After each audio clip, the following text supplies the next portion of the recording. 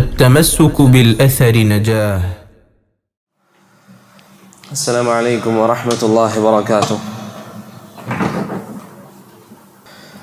إن الحمد لله نحمده ونستعينه ونستغفره ونعوذ بالله من شرور أنفسنا وسيئات أعمالنا. من يهده الله فلا مضل له ومن يضلل فلا هادي له، وأشهد أن لا إله إلا الله وحده لا شريك له، وأشهد أن محمدا عبده ورسوله أرسله بالهدى ودين الحق ليظهره على الدين كله ولو كره المشركون. أما بعد، فإن أصدق الحديث كتاب الله، وخير الهدي هدي محمد صلى الله عليه وسلم، وشر الأمور محدثاتها، وكل محدثة بدعة، وكل بدعة ضلالة، وكل ضلالة في النار. ബഹുമാനമുള്ള സഹോദരങ്ങളെ, അല്ലാഹു സുബ്ഹാനഹു വ തആല നമ്മുടെ ഈ മജ്ലിസിനെ അല്ലാഹുവിനെ കണ്ടുമുട്ടുന്ന ദിവസത്തിൽ നമുക്കേവർക്കും സന്തോഷം നൽകുന്ന മജ്ലിസായി സ്വീകരിക്കുമാറാകട്ടെ. അല്ലാഹുവിൻ്റെ ദീനിനെ കുറിച്ച് കൂടുതൽ കാര്യങ്ങൾ പഠിക്കാനും അല്ലാഹുവിനെ കുറിച്ച് കൂടുതൽ കാര്യങ്ങൾ അറിയാനും അല്ലാഹു ഉദ്ദേശിക്കുന്ന രൂപത്തിൽ ഇബാദത്തുകൾ ചെയ്ത് റബ്ബുമായി അടുക്കാനും അല്ലാഹു നമുക്കേവർക്കും തൗഫീഖ് നൽകട്ടെ. ദീനിൻ്റെ മജാലിസുകൾ അള്ളാഹുവിൻ്റെ മലക്കുകൾ സന്നിഹിതരാകുന്ന മജാലിസുകളാണ്. അബൂ ഹുറൈറ റളിയല്ലാഹു അൻഹുവിൽ നിന്ന് ഇമാം ബുഖാരിയും മുസ്ലിമും ഉദ്ധരിക്കുന്ന ഒരു ഹദീസിൽ വന്നതായി നമുക്ക് കാണാം. അത് പറഞ്ഞ് ഇൻഷാ അല്ലാഹ് നമുക്ക് ആരംഭിക്കാം. നബി സല്ലല്ലാഹു അലൈഹി വസല്ലമ തങ്ങൾ ഒരിക്കൽ പറഞ്ഞു, ഇന്ന ലില്ലാഹി ഇബാദതൻ ഇന്ന ലില്ലാഹി മലായികതൻ സയ്യാഹീന ഫിൽ അർദ്. നിശ്ചയമായും അല്ലാഹു സുബ്ഹാനഹു വ തആലക്ക് ഭൂമിയിൽ ചില മലക്കുകളുണ്ട്.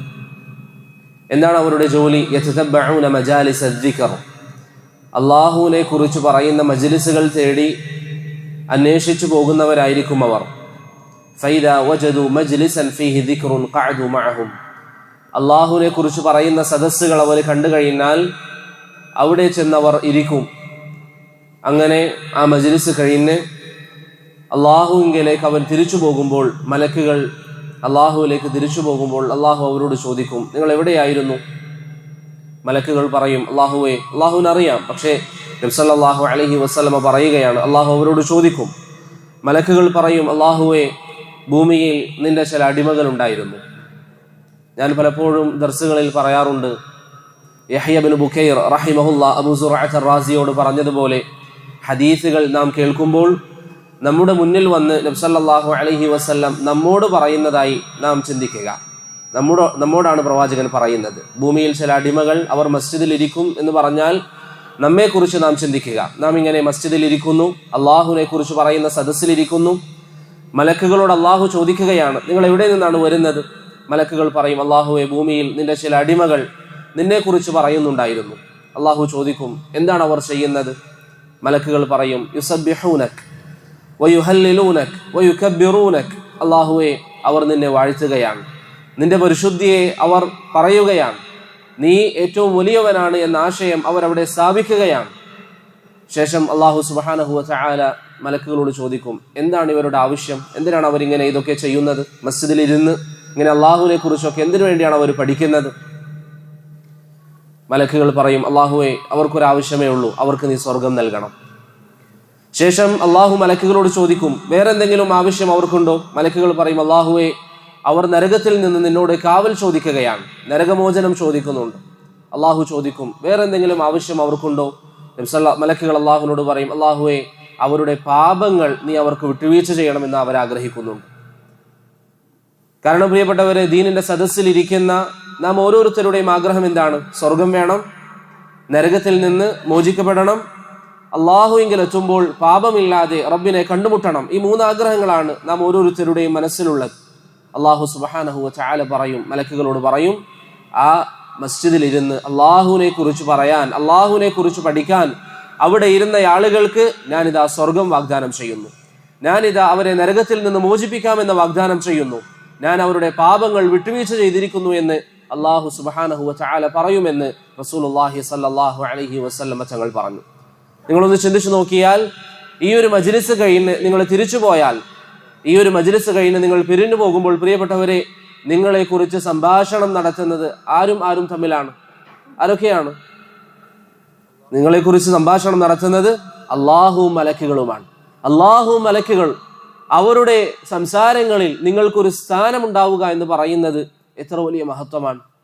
തീർന്നില്ല, അള്ളാഹു നിങ്ങളെക്കുറിച്ച് പറയുക മാത്രമല്ല, നിങ്ങൾക്ക് അള്ളാഹു സ്വർഗം നൽകാമെന്ന് പറയുന്നു, നിങ്ങൾക്ക് അള്ളാഹു നരകത്തിൽ നിന്ന് മോചനം നൽകാമെന്ന് പറയുന്നു, നിങ്ങൾക്ക് അള്ളാഹു നിങ്ങളുടെ പാപങ്ങളൊക്കെ വിട്ടുവീഴ്ച ചെയ്തു തരാമെന്ന് പറയുന്നു, കേവലം ഒരു ഇൽമിന്റെ മജ്‌ലിസിൽ ഇരുന്നതിന്റെ പേരിൽ. അതുകൊണ്ട് ഈ മജാലിസുകൾ, അള്ളാഹുവിന്റെ റസൂലിന്റെ ദീന് പറയുന്ന മജാലിസുകൾ, അത് പ്രിയപ്പെട്ടവരെ നമുക്ക് ലഭിച്ച വലിയ അനുഗ്രഹമാണ്. അതുകൊണ്ടാണ് അബൂ ഹുറൈറ റളിയല്ലാഹു അൻഹുവിൽ നിന്ന് സ്ഥിരപ്പെട്ട ഒരു അഥറിൽ കാണാം, അദ്ദേഹം ഒരിക്കൽ പട്ടണത്തിൽ ചെന്നുകൊണ്ട് ആളുകളോട് പറഞ്ഞു, നിങ്ങളെല്ലാവരും ഇവിടെ കച്ചവടം ചെയ്യുകയാണോ? ഇതാ മദീനയിൽ മസ്ജിദിൽ പ്രവാചകൻ സല്ലല്ലാഹു അലൈഹി വസല്ലമയുടെ അനന്തരാവകാശം വീതിക്കപ്പെടുകയാണ്. ആളുകളൊക്കെ അബൂ ഹുറൈറ റളിയല്ലാഹു അൻഹുവിനോട് ചോദിച്ചു, എവിടെയാണ് അത് കൊടുക്കുന്നത്? അദ്ദേഹം പറഞ്ഞു, മസ്ജിദിലേക്ക് നിങ്ങൾ പെട്ടെന്ന് ചെന്നാൽ അവിടെ നിങ്ങൾക്ക് അത് ലഭിക്കും. അങ്ങനെ ആളുകളൊക്കെ മസ്ജിദിലേക്ക് ചെന്നു. അബൂ ഹുറൈറ റളിയല്ലാഹു അൻഹു പട്ടണത്തിൽ നിന്നു, ടൗണിൽ തന്നെ നിന്നു. ആളുകൾ തിരിച്ചു വന്ന് അബൂ ഹുറൈറ റളിയല്ലാഹു അൻഹുവിനോട് ചോദിച്ചു, അബൂ ഹുറൈറ, താങ്കളല്ലേ പറഞ്ഞത് മസ്ജിദിൽ പ്രവാചകൻ അനന്തരാവകാശം കൊടുക്കുന്നു എന്ന്? ഞങ്ങൾ അവിടെ പോയപ്പോൾ ആരും ഒന്നും നൽകുന്നത് നാം കണ്ടില്ല. അബൂ ഹുറൈറ റളിയല്ലാഹു അൻഹു ചോദിച്ചു, നിങ്ങൾ എന്താണ് മസ്ജിദിൽ കണ്ടത്? അവർ പറഞ്ഞു, നാം മസ്ജിദിൽ കണ്ടത് ചില ആളുകൾ ഇരുന്ന് അള്ളാഹുവിനെ കുറിച്ച് പറയുന്നു, പ്രവാചകന്റെ ഹദീസുകൾ അവർ പഠിക്കുന്നു, ഇതൊക്കെയാണ് മസ്ജിദിൽ കണ്ടത്. അതല്ലാതെ സ്വത്ത് വീതിക്കുന്നതും അനന്തരാവകാശം നൽകുന്നതൊന്നും നാം കണ്ടില്ല എന്ന് മഹാനായ അബൂ ഹുറൈറ റളിയല്ലാഹു അൻഹുവിനോട് അവർ പറയും.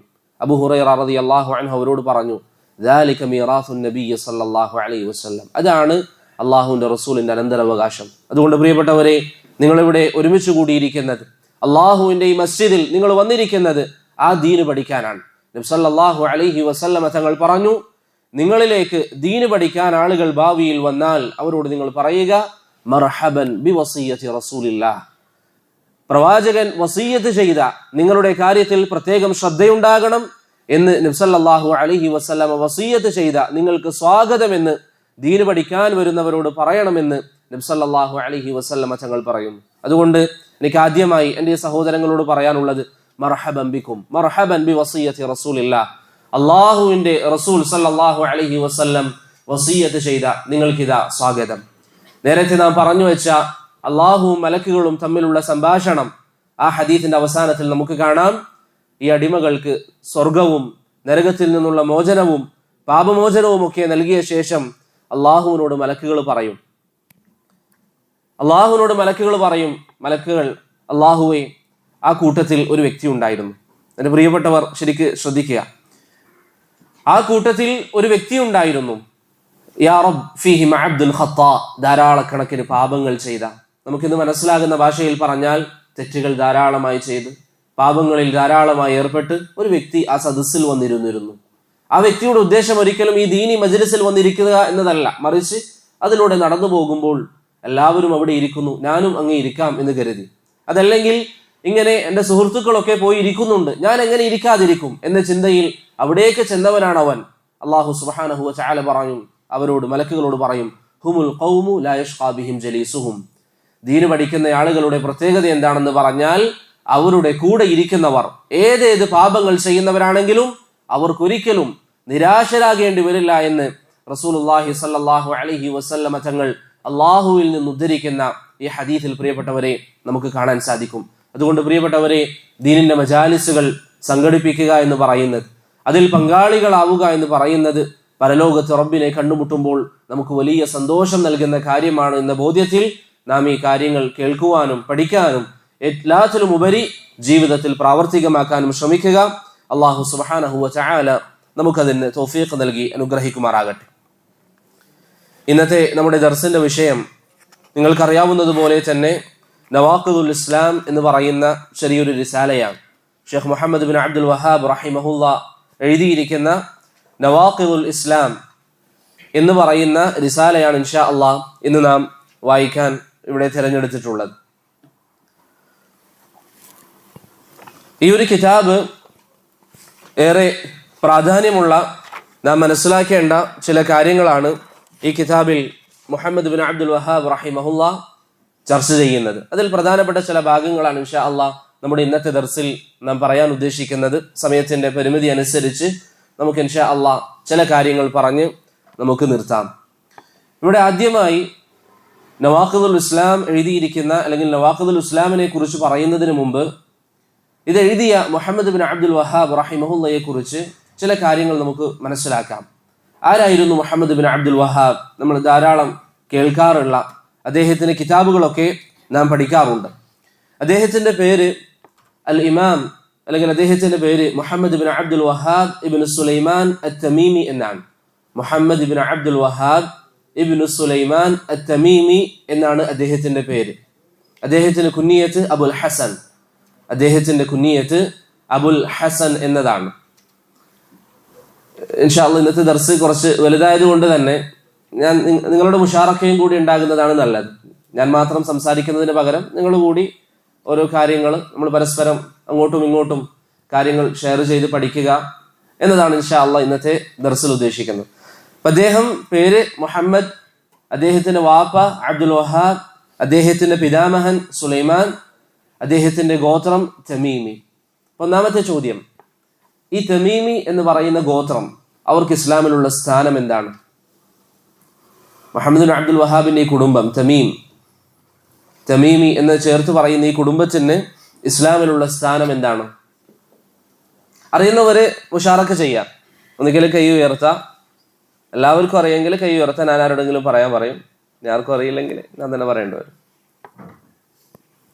മുഹമ്മദ് ബിൻ അബ്ദുൽ വഹാബിന്റെ ഈ കുടുംബം തമീമി എന്ന് പറയുന്ന ഈ കുടുംബത്തിന്റെ പ്രത്യേകത എന്താണ്?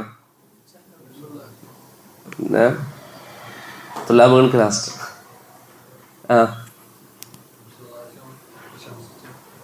നബി സല്ലല്ലാഹു അലൈഹി വസല്ലം പ്രശംസിച്ച കുടുംബമാണ്. എങ്ങനെയാണ് പ്രവാചകൻ പ്രശംസിച്ചത്? എന്താണ് അവരെ കുറിച്ച് നബി സല്ലല്ലാഹു അലൈഹി വസല്ലം പറഞ്ഞത്? അബൂ ഹുറൈറ റളിയല്ലാഹു അൻഹു പറയുന്ന ഹദീസിൽ, പ്രവാചകനിൽ നിന്ന് ഉദ്ധരിക്കുന്ന, ഇമാം ബുഖാരി മുസ്ലിം ഉദ്ധരിക്കുന്ന ഹദീസിൽ നമുക്ക് കാണാം, അബൂ ഹുറൈറ റളിയല്ലാഹു അൻഹു പറയുകയാണ്, മാ സിൽതു ഉഹിബ്ബു ബനി തമീം മുൻദു സലാസിൻ സമിഅ്തുഹു മിൻ റസൂലില്ലാഹി സ്വല്ലല്ലാഹു അലൈഹി വസല്ലം. പ്രവാചകനിൽ നിന്ന് 3 കാര്യങ്ങൾ കേട്ട ശേഷം ബനു തമീം ഗോത്രത്തെ എനിക്ക് ഇഷ്ടമാണ് എന്ന് അബൂ ഹുറൈറ റളിയല്ലാഹു അൻഹു പറഞ്ഞു. ഏതൊക്കെയാണ് 3 കാര്യങ്ങൾ? ഒന്ന്, ദജ്ജാലിന്റെ വിഷയത്തിൽ നബി സല്ലല്ലാഹു അലൈഹി വസല്ലം തങ്ങൾ പറഞ്ഞു, അവസാന കാലം ദജ്ജാൽ വരുമ്പോൾ ദജ്ജാലിനോട് ഏറ്റവും ശക്തമായി എതിരിട്ട് നിൽക്കുന്ന കുടുംബം ബനൂ തമീം ഗോത്രമായിരിക്കുമെന്ന് റസൂലുള്ളാഹി സ്വല്ലല്ലാഹു അലൈഹി വസല്ലം പറഞ്ഞു. അവിടുന്ന് പറഞ്ഞു, ഹും അശദ്ദു ഉമ്മതി അല ദജ്ജാൽ. ദജ്ജാലിനോട് ഏറ്റവും ശക്തമായി പോരാടുന്ന വിഭാഗം ബനൂ തമീം, അറബികളിൽപ്പെട്ട, ഇന്നും റിയാദിന്റെ മറ്റ് പ്രദേശങ്ങളിൽ താമസിക്കുന്ന ബനൂ തമീം ഗോത്രമായിരിക്കുമെന്ന് റസൂലുള്ളാഹി സ്വല്ലല്ലാഹു അലൈഹി വസല്ലം തങ്ങൾ പറഞ്ഞു. ഇതിൽ നമുക്കുള്ള മറ്റൊരു ഫായിദ എന്താണ്? ഇന്ന് ചില ആളുകൾ മുഹമ്മദ് ബിൻ അബ്ദുൽ വഹാബ് റഹിമഹുല്ലയുടെ കുടുംബത്തെ കുറിച്ച് കുറ്റം പറയുമ്പോൾ അവർ വാസ്തവത്തിൽ കുറ്റം പറയുന്നത് നബി സല്ലല്ലാഹു അലൈഹി വസല്ലം പുകഴ്ത്തിയ, എല്ലാവരും കുറച്ച് അടുത്തിരിക്കും, നബി സല്ലല്ലാഹു അലൈഹി വസല്ലം തങ്ങൾ പുകഴ്ത്തിയ ഗോത്രത്തെയാണ്. ഇവർ കുറ്റം പറയുന്നത് പ്രവാചകൻ പുകഴ്ത്തിയ ഗോത്രത്തെയാണ്. ഒന്നാമത്തെ കാര്യം നമ്മൾ എന്താ പറഞ്ഞത്? പറയും, ദജ്ജാലിന്റെ വിഷയത്തിൽ ഏറ്റവും ശക്തമായി പോരാടുന്നവർ ബനൂ തമീം ഗോത്രമായിരിക്കും. രണ്ടാമത്തേത്, നബി സല്ലല്ലാഹു അലൈഹി വസല്ലം തങ്ങളിലേക്ക്, നിങ്ങൾക്കറിയാം പഴയ കാലഘട്ടത്തിൽ സദഖകൾ ശേഖരിച്ചു കൊണ്ടുവരാൻ പ്രവാചകൻ ജോലിക്കാരെ അയക്കാറുണ്ട്. സദഖകൾ ശേഖരിക്കാൻ പ്രവാചകൻ സല്ലല്ലാഹു അലൈഹി വസല്ലം ആളുകളെ നിശ്ചയിക്കാറുണ്ട്. ബനൂ തമീം ഗോത്രത്തിന്റെ സദഖ നബി സല്ലല്ലാഹു അലൈഹി വസല്ലം തങ്ങൾക്ക് എത്തിയപ്പോൾ അവിടുന്ന് പറഞ്ഞു, ഹാദിഹി സദഖാതു ഖൗമിന, ഹാദിഹി സദഖാതു ഖൗമിന, ഇതെന്റെ കുടുംബത്തിന്റെ, എന്റെ വിഭാഗത്തിന്റെ സദഖയാണ് ഇവിടെ വന്നിരിക്കുന്നത് എന്ന് റസൂലുള്ളാഹി സ്വല്ലല്ലാഹു അലൈഹി വസല്ലം തങ്ങൾ പറഞ്ഞു. പ്രവാചകന്റെ കുടുംബം എന്ന് ഉദ്ദേശിച്ചത് എന്താണ്? നബി സല്ലല്ലാഹു അലൈഹി വസല്ലം തങ്ങളുടെ പിതാമഹന്മാരിൽപ്പെട്ട ഇല്യാസ് ബിൻ മുളർ എന്ന് പറയുന്ന വ്യക്തിയുമായി ബനൂ തമീം ഗോത്രം ചേരുന്നുണ്ട്. രണ്ടുപേരുടെയും പിതാമഹന്മാരിൽപ്പെട്ടവരാണ് ഇല്യാസ് ബിൻ മുളർ. മനസ്സിലായോ? മുഹമ്മദ് അബ്ദുൽ വഹാബ് റഹിമഹുല്ലയുടെ കുടുംബമായ ബനൂ തമീം, അതിന്റെ പാരമ്പര്യം നാം നോക്കിയാൽ ഇല്യാസ് ബിൻ മുളറിലേക്ക് ചെന്നെത്തും. അതുപോലെ നബി സല്ലല്ലാഹു അലൈഹി വസല്ലം തങ്ങളുടെ പൂർവ്വ പിതാക്കന്മാരിലേക്ക് നോക്കിയാൽ 16ാമത്തെ വ്യക്തിയാണ് ഇല്യാസ് ബിൻ മുളർ. അതുകൊണ്ട് തന്നെ നബി സല്ലല്ലാഹു അലൈഹി വസല്ലം തങ്ങൾ പ്രവാചകനിലേക്ക് ചേർത്തുകൊണ്ട് ഹാദിഹി സദഖാതു ഖൗമിന എന്ന് പറഞ്ഞതായി ഇമാം ബുഖാരി മുസ്ലിമും ഉദ്ധരിക്കുന്ന ഹദീസിൽ കാണാം. മൂന്നാമത്തെ കാര്യം, അവരിൽപ്പെട്ട ഒരു അടിമസ്ത്രീ ആയിഷ റളിയല്ലാഹു അൻഹയുടെ വീട്ടിൽ ജോലിക്കുണ്ടായിരുന്നു. നബി സല്ലല്ലാഹു അലൈഹി വസല്ലം ആയിഷയോട് പറഞ്ഞു, അഅ്തിഖീഹ ഫഇന്നഹാ മിൻ വലദി ഇസ്മാഈൽ, അവരെ നിങ്ങൾ വിട്ടേക്കുക, സ്വതന്ത്രയാക്കുക, കാരണം അത് ഇസ്മായിൽ കുടുംബത്തിൽപ്പെട്ടവരാണ് എന്ന് നബി സല്ലല്ലാഹു അലൈഹി വസല്ലം ആയിഷ റളിയല്ലാഹു അൻഹയോട് പറഞ്ഞതായി ഇമാം ബുഖാരി മുസ്ലിമും ഉദ്ധരിക്കുന്ന ഹദീസിൽ നമുക്ക് കാണാം. അപ്പോൾ ബനു തമീം ഗോത്രത്തിന് 3 ശ്രേഷ്ഠതകൾ അബൂ ഹുറൈറ റളിയല്ലാഹു അൻഹു പറഞ്ഞു തന്നു. ഏതൊക്കെയാണ്? പറയും. ദജ്ജാലിന്റെ വിഷയത്തിൽ ഏറ്റവും നല്ല നിലപാടെടുക്കുന്നവർ അവരാണ്. രണ്ടാമത്തേത്, അവരുടെ സദഖ വന്നപ്പോൾ പ്രവാചകനിലേക്ക് ചേർത്തുകൊണ്ട് പറഞ്ഞു ഇത് നമ്മുടെ വിഭാഗത്തിന്റെ സദഖയാണെന്ന്. മൂന്നാമത്തേത്, ആയിഷ റളിയല്ലാഹു അൻഹയോട് പ്രവാചകൻ പറഞ്ഞു അവർ ഇസ്മായിൽ നബി അലൈഹി സ്വലാത്തു വസ്സലാമിന്റെ പരമ്പരയിൽപ്പെട്ടവരാണ് എന്ന് നബി സല്ലല്ലാഹു അലൈഹി വസല്ലം ആയിഷ റളിയല്ലാഹു അൻഹയോട് പറഞ്ഞു. അപ്പോൾ ഈ കുടുംബം ബനു തമീം എന്ന് പറയുന്ന കുടുംബത്തിലാണ് മുഹമ്മദ് ബിൻ അബ്ദുൽ വഹാബ് റഹിമഹുല്ലാഹ് ജനിച്ചത്. അദ്ദേഹം ജനിക്കുന്നത് ഏത് വർഷത്തിലാണ്? ഏകദേശം എത്ര വർഷങ്ങൾക്ക് മുമ്പായിരിക്കും മുഹമ്മദ് ബിൻ അബ്ദുൽ വഹാബ് ഉണ്ടായിട്ടുള്ളത്? നിങ്ങളുടെ ഒരു കാഴ്ചപ്പാടനുസരിച്ച്, നിങ്ങൾ ധാരാളമായി അദ്ദേഹത്തെ കുറിച്ച് കേൾക്കുന്നു. 200 വർഷം. എത്ര? 1. മുഹമ്മദ് ബിൻ അബ്ദുൽ വഹാബ് റഹിമഹുല്ലാഹ് ജനിക്കുന്നത് ഹിജറ 1115-ലാണ്. ഹിജറ 1115-ലാണ് മുഹമ്മദ് ബിൻ അബ്ദുൽ വഹാബ് റഹിമഹുല്ലാഹ് ജനിക്കുന്നത്. ഇത് ഹിജറ വർഷം എത്രയാണ്? 1447. അഥവാ മുഹമ്മദ് ബിൻ അബ്ദുൽ വഹാബ് റഹിമഹുല്ലാഹ് ജനിച്ചിട്ട് ഏകദേശം എത്ര വർഷമായി? 332 വർഷമായി. 332 വർഷം മുമ്പാണ് അദ്ദേഹം ജനിക്കുന്നത്. അദ്ദേഹത്തിന്റെ ജനന വർഷം മനസ്സിലായില്ലേ? 1115-ലാണ് അദ്ദേഹം ജനിച്ചത്. അദ്ദേഹത്തിന്റെ പിതാമഹൻ, വാപ്പയുടെ വാപ്പ സുലൈമാൻ, അദ്ദേഹം ഉഷൈഖിർ എന്ന് പറയുന്ന സൗദിയിലെ ഒരു പ്രദേശത്തായിരുന്നു ഉണ്ടായിരുന്നത്. ഉഷൈഖിർ എന്ന് പറയുന്ന പ്രദേശത്താണ് അദ്ദേഹത്തിന്റെ പിതാമഹൻ ആദ്യം താമസിച്ചിരുന്നത്. ആ സമയത്ത് അദ്ദേഹം നജ്ദിലെ ഖാദിയാണ്. അദ്ദേഹം ഉഷൈഖിറിലാണ് താമസിച്ചിരുന്നത്. അതുപോലെ തന്നെ അദ്ദേഹത്തിന്റെ ചരിത്രം നിങ്ങൾ നോക്കിയാൽ നിങ്ങൾക്ക് കാണാം. ചെറിയൊരു ഭാഗം നാം പറയുകയാണെങ്കിൽ, ഉഷൈഖിറിൽ അദ്ദേഹം താമസിച്ചു കൊണ്ടിരിക്കുന്നതിനിടയിൽ സൗദിയിലുള്ള സുദൈർ എന്ന് പറയുന്ന ഒരു പ്രദേശത്തെ ആളുകൾ മുഹമ്മദ് ബിൻ അബ്ദുൽ വഹാബിന്റെ പിതാമഹനായ സുലൈമാൻ ഇബ്നു അലി അദ്ദേഹത്തിന് അരികിൽ വരികയും അദ്ദേഹത്തോട് പറഞ്ഞു, താങ്കൾ സുദൈറിലേക്ക് വരികയും നമുക്ക് ഖാദിയായി നമ്മുടെ നാട്ടിൽ നിൽക്കുകയും വേണം. അവരുടെ ആവശ്യം പരിഗണിക്കുകയും സുദൈർ എന്ന് പറയുന്ന പ്രദേശത്തേക്ക് മുഹമ്മദ് ബിൻ അബ്ദുൽ വഹാബ് റഹിമഹുല്ലയുടെ പിതാമഹൻ അവിടേക്ക് ചെല്ലുകയും അവിടെ ഖാദിയായി ഉത്തരവാദിത്വം ഏറ്റെടുക്കുകയും ചെയ്തു. ഏതാനും വർഷങ്ങൾ അല്ലെങ്കിൽ ഏതാനും മാസങ്ങൾ അദ്ദേഹം സുദൈറിൽ ചെലവഴിച്ചു. പിന്നീട് അവിടെ ചില പ്രശ്നങ്ങൾ ഉണ്ടാവുകയും ഉയൈന എന്ന് പറയുന്ന പ്രദേശത്തേക്ക് അദ്ദേഹം താമസം മാറുകയും ചെയ്തു. അവിടെ വെച്ചാണ് മുഹമ്മദ് ബിൻ അബ്ദുൽ വഹാബിന്റെ പിതാവ് അബ്ദുൽ വഹാബ് എന്ന് പറയുന്ന വ്യക്തി സുലൈമാൻ ഇബ്നു അലി എന്ന് പറയുന്ന വ്യക്തിക്ക് ജനിക്കുന്നത്. സുലൈമാൻ ഇബ്നു അലിക്ക് അബ്ദുൽ വഹാബ് എന്ന് പറയുന്ന കുട്ടി ജനിക്കുന്നത് ഉയൈന എന്ന് പറയുന്ന പ്രദേശത്ത് വെച്ചാണ്. ആരാണ് അബ്ദുൽ വഹാബ്? മുഹമ്മദ് അബ്ദുൽ വഹാബ് അഥവാ നമ്മൾ ഈ കിതാബ് എഴുതിയ വ്യക്തിയുടെ പിതാവ്. പിന്നീട് ഷെയ്ഖ് ജനിക്കുന്നത് എവിടെ വെച്ചാണ്? ഉയൈനയിൽ വെച്ചാണ്.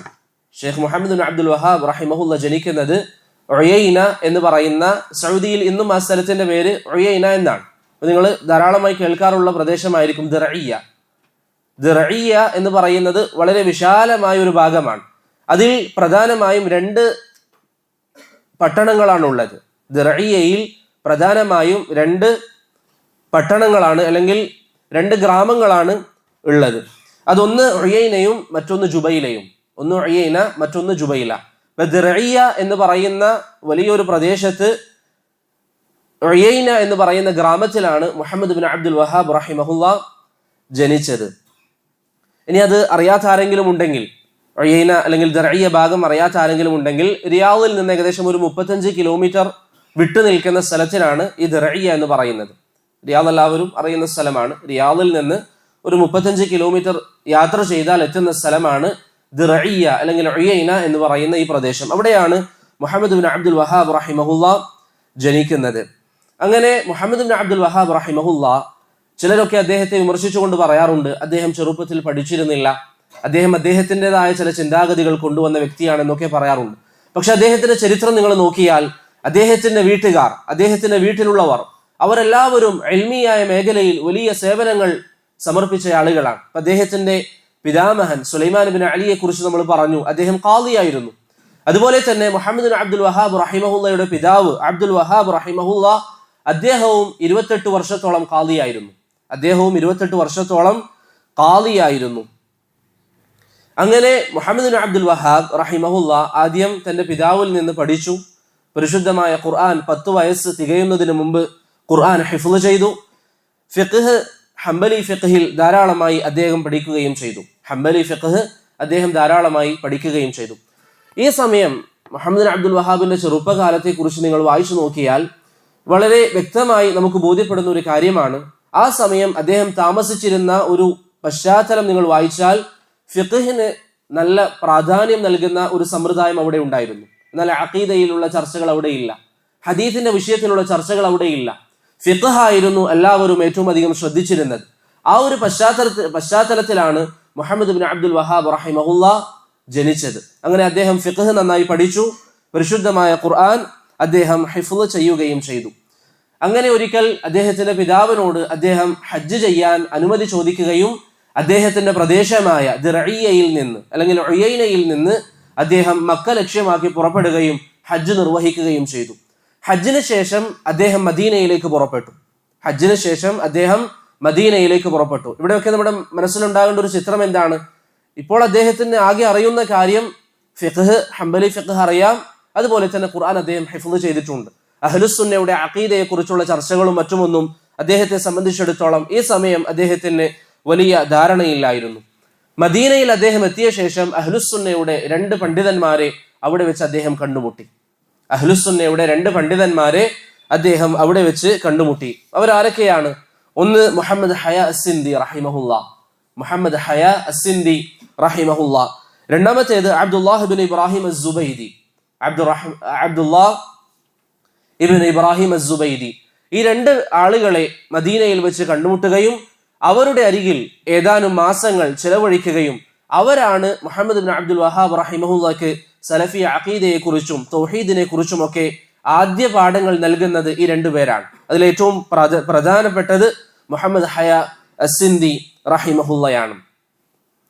അങ്ങനെ അദ്ദേഹത്തിന്റെ അരികിൽ അല്ലെങ്കിൽ അവർ 2 പേരുടെയും അരികിൽ ഏതാനും മാസങ്ങൾ മുഹമ്മദ് ബിൻ അബ്ദുൽ വഹാബ് റഹിമഹുല്ല പഠിക്കുകയും അതിനുശേഷം ബസറയിലേക്ക് യാത്ര പോവുകയും ചെയ്തു.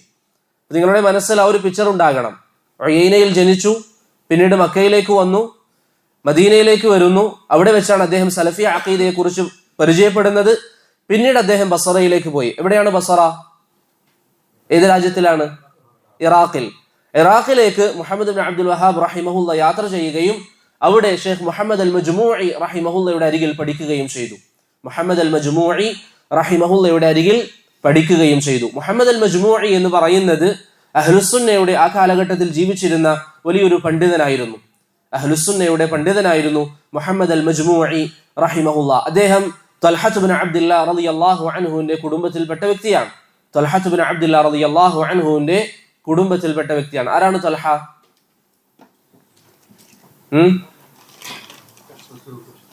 അശറത്തുൽ മുബശ്ശിരീനിൽപ്പെട്ട, സ്വർഗം കൊണ്ട് സന്തോഷ വാർത്ത നൽകപ്പെട്ട സഹാബികളിൽ ഒരാളാണ് ത്വൽഹത്ത് ബിൻ അബ്ദുല്ലാഹ്.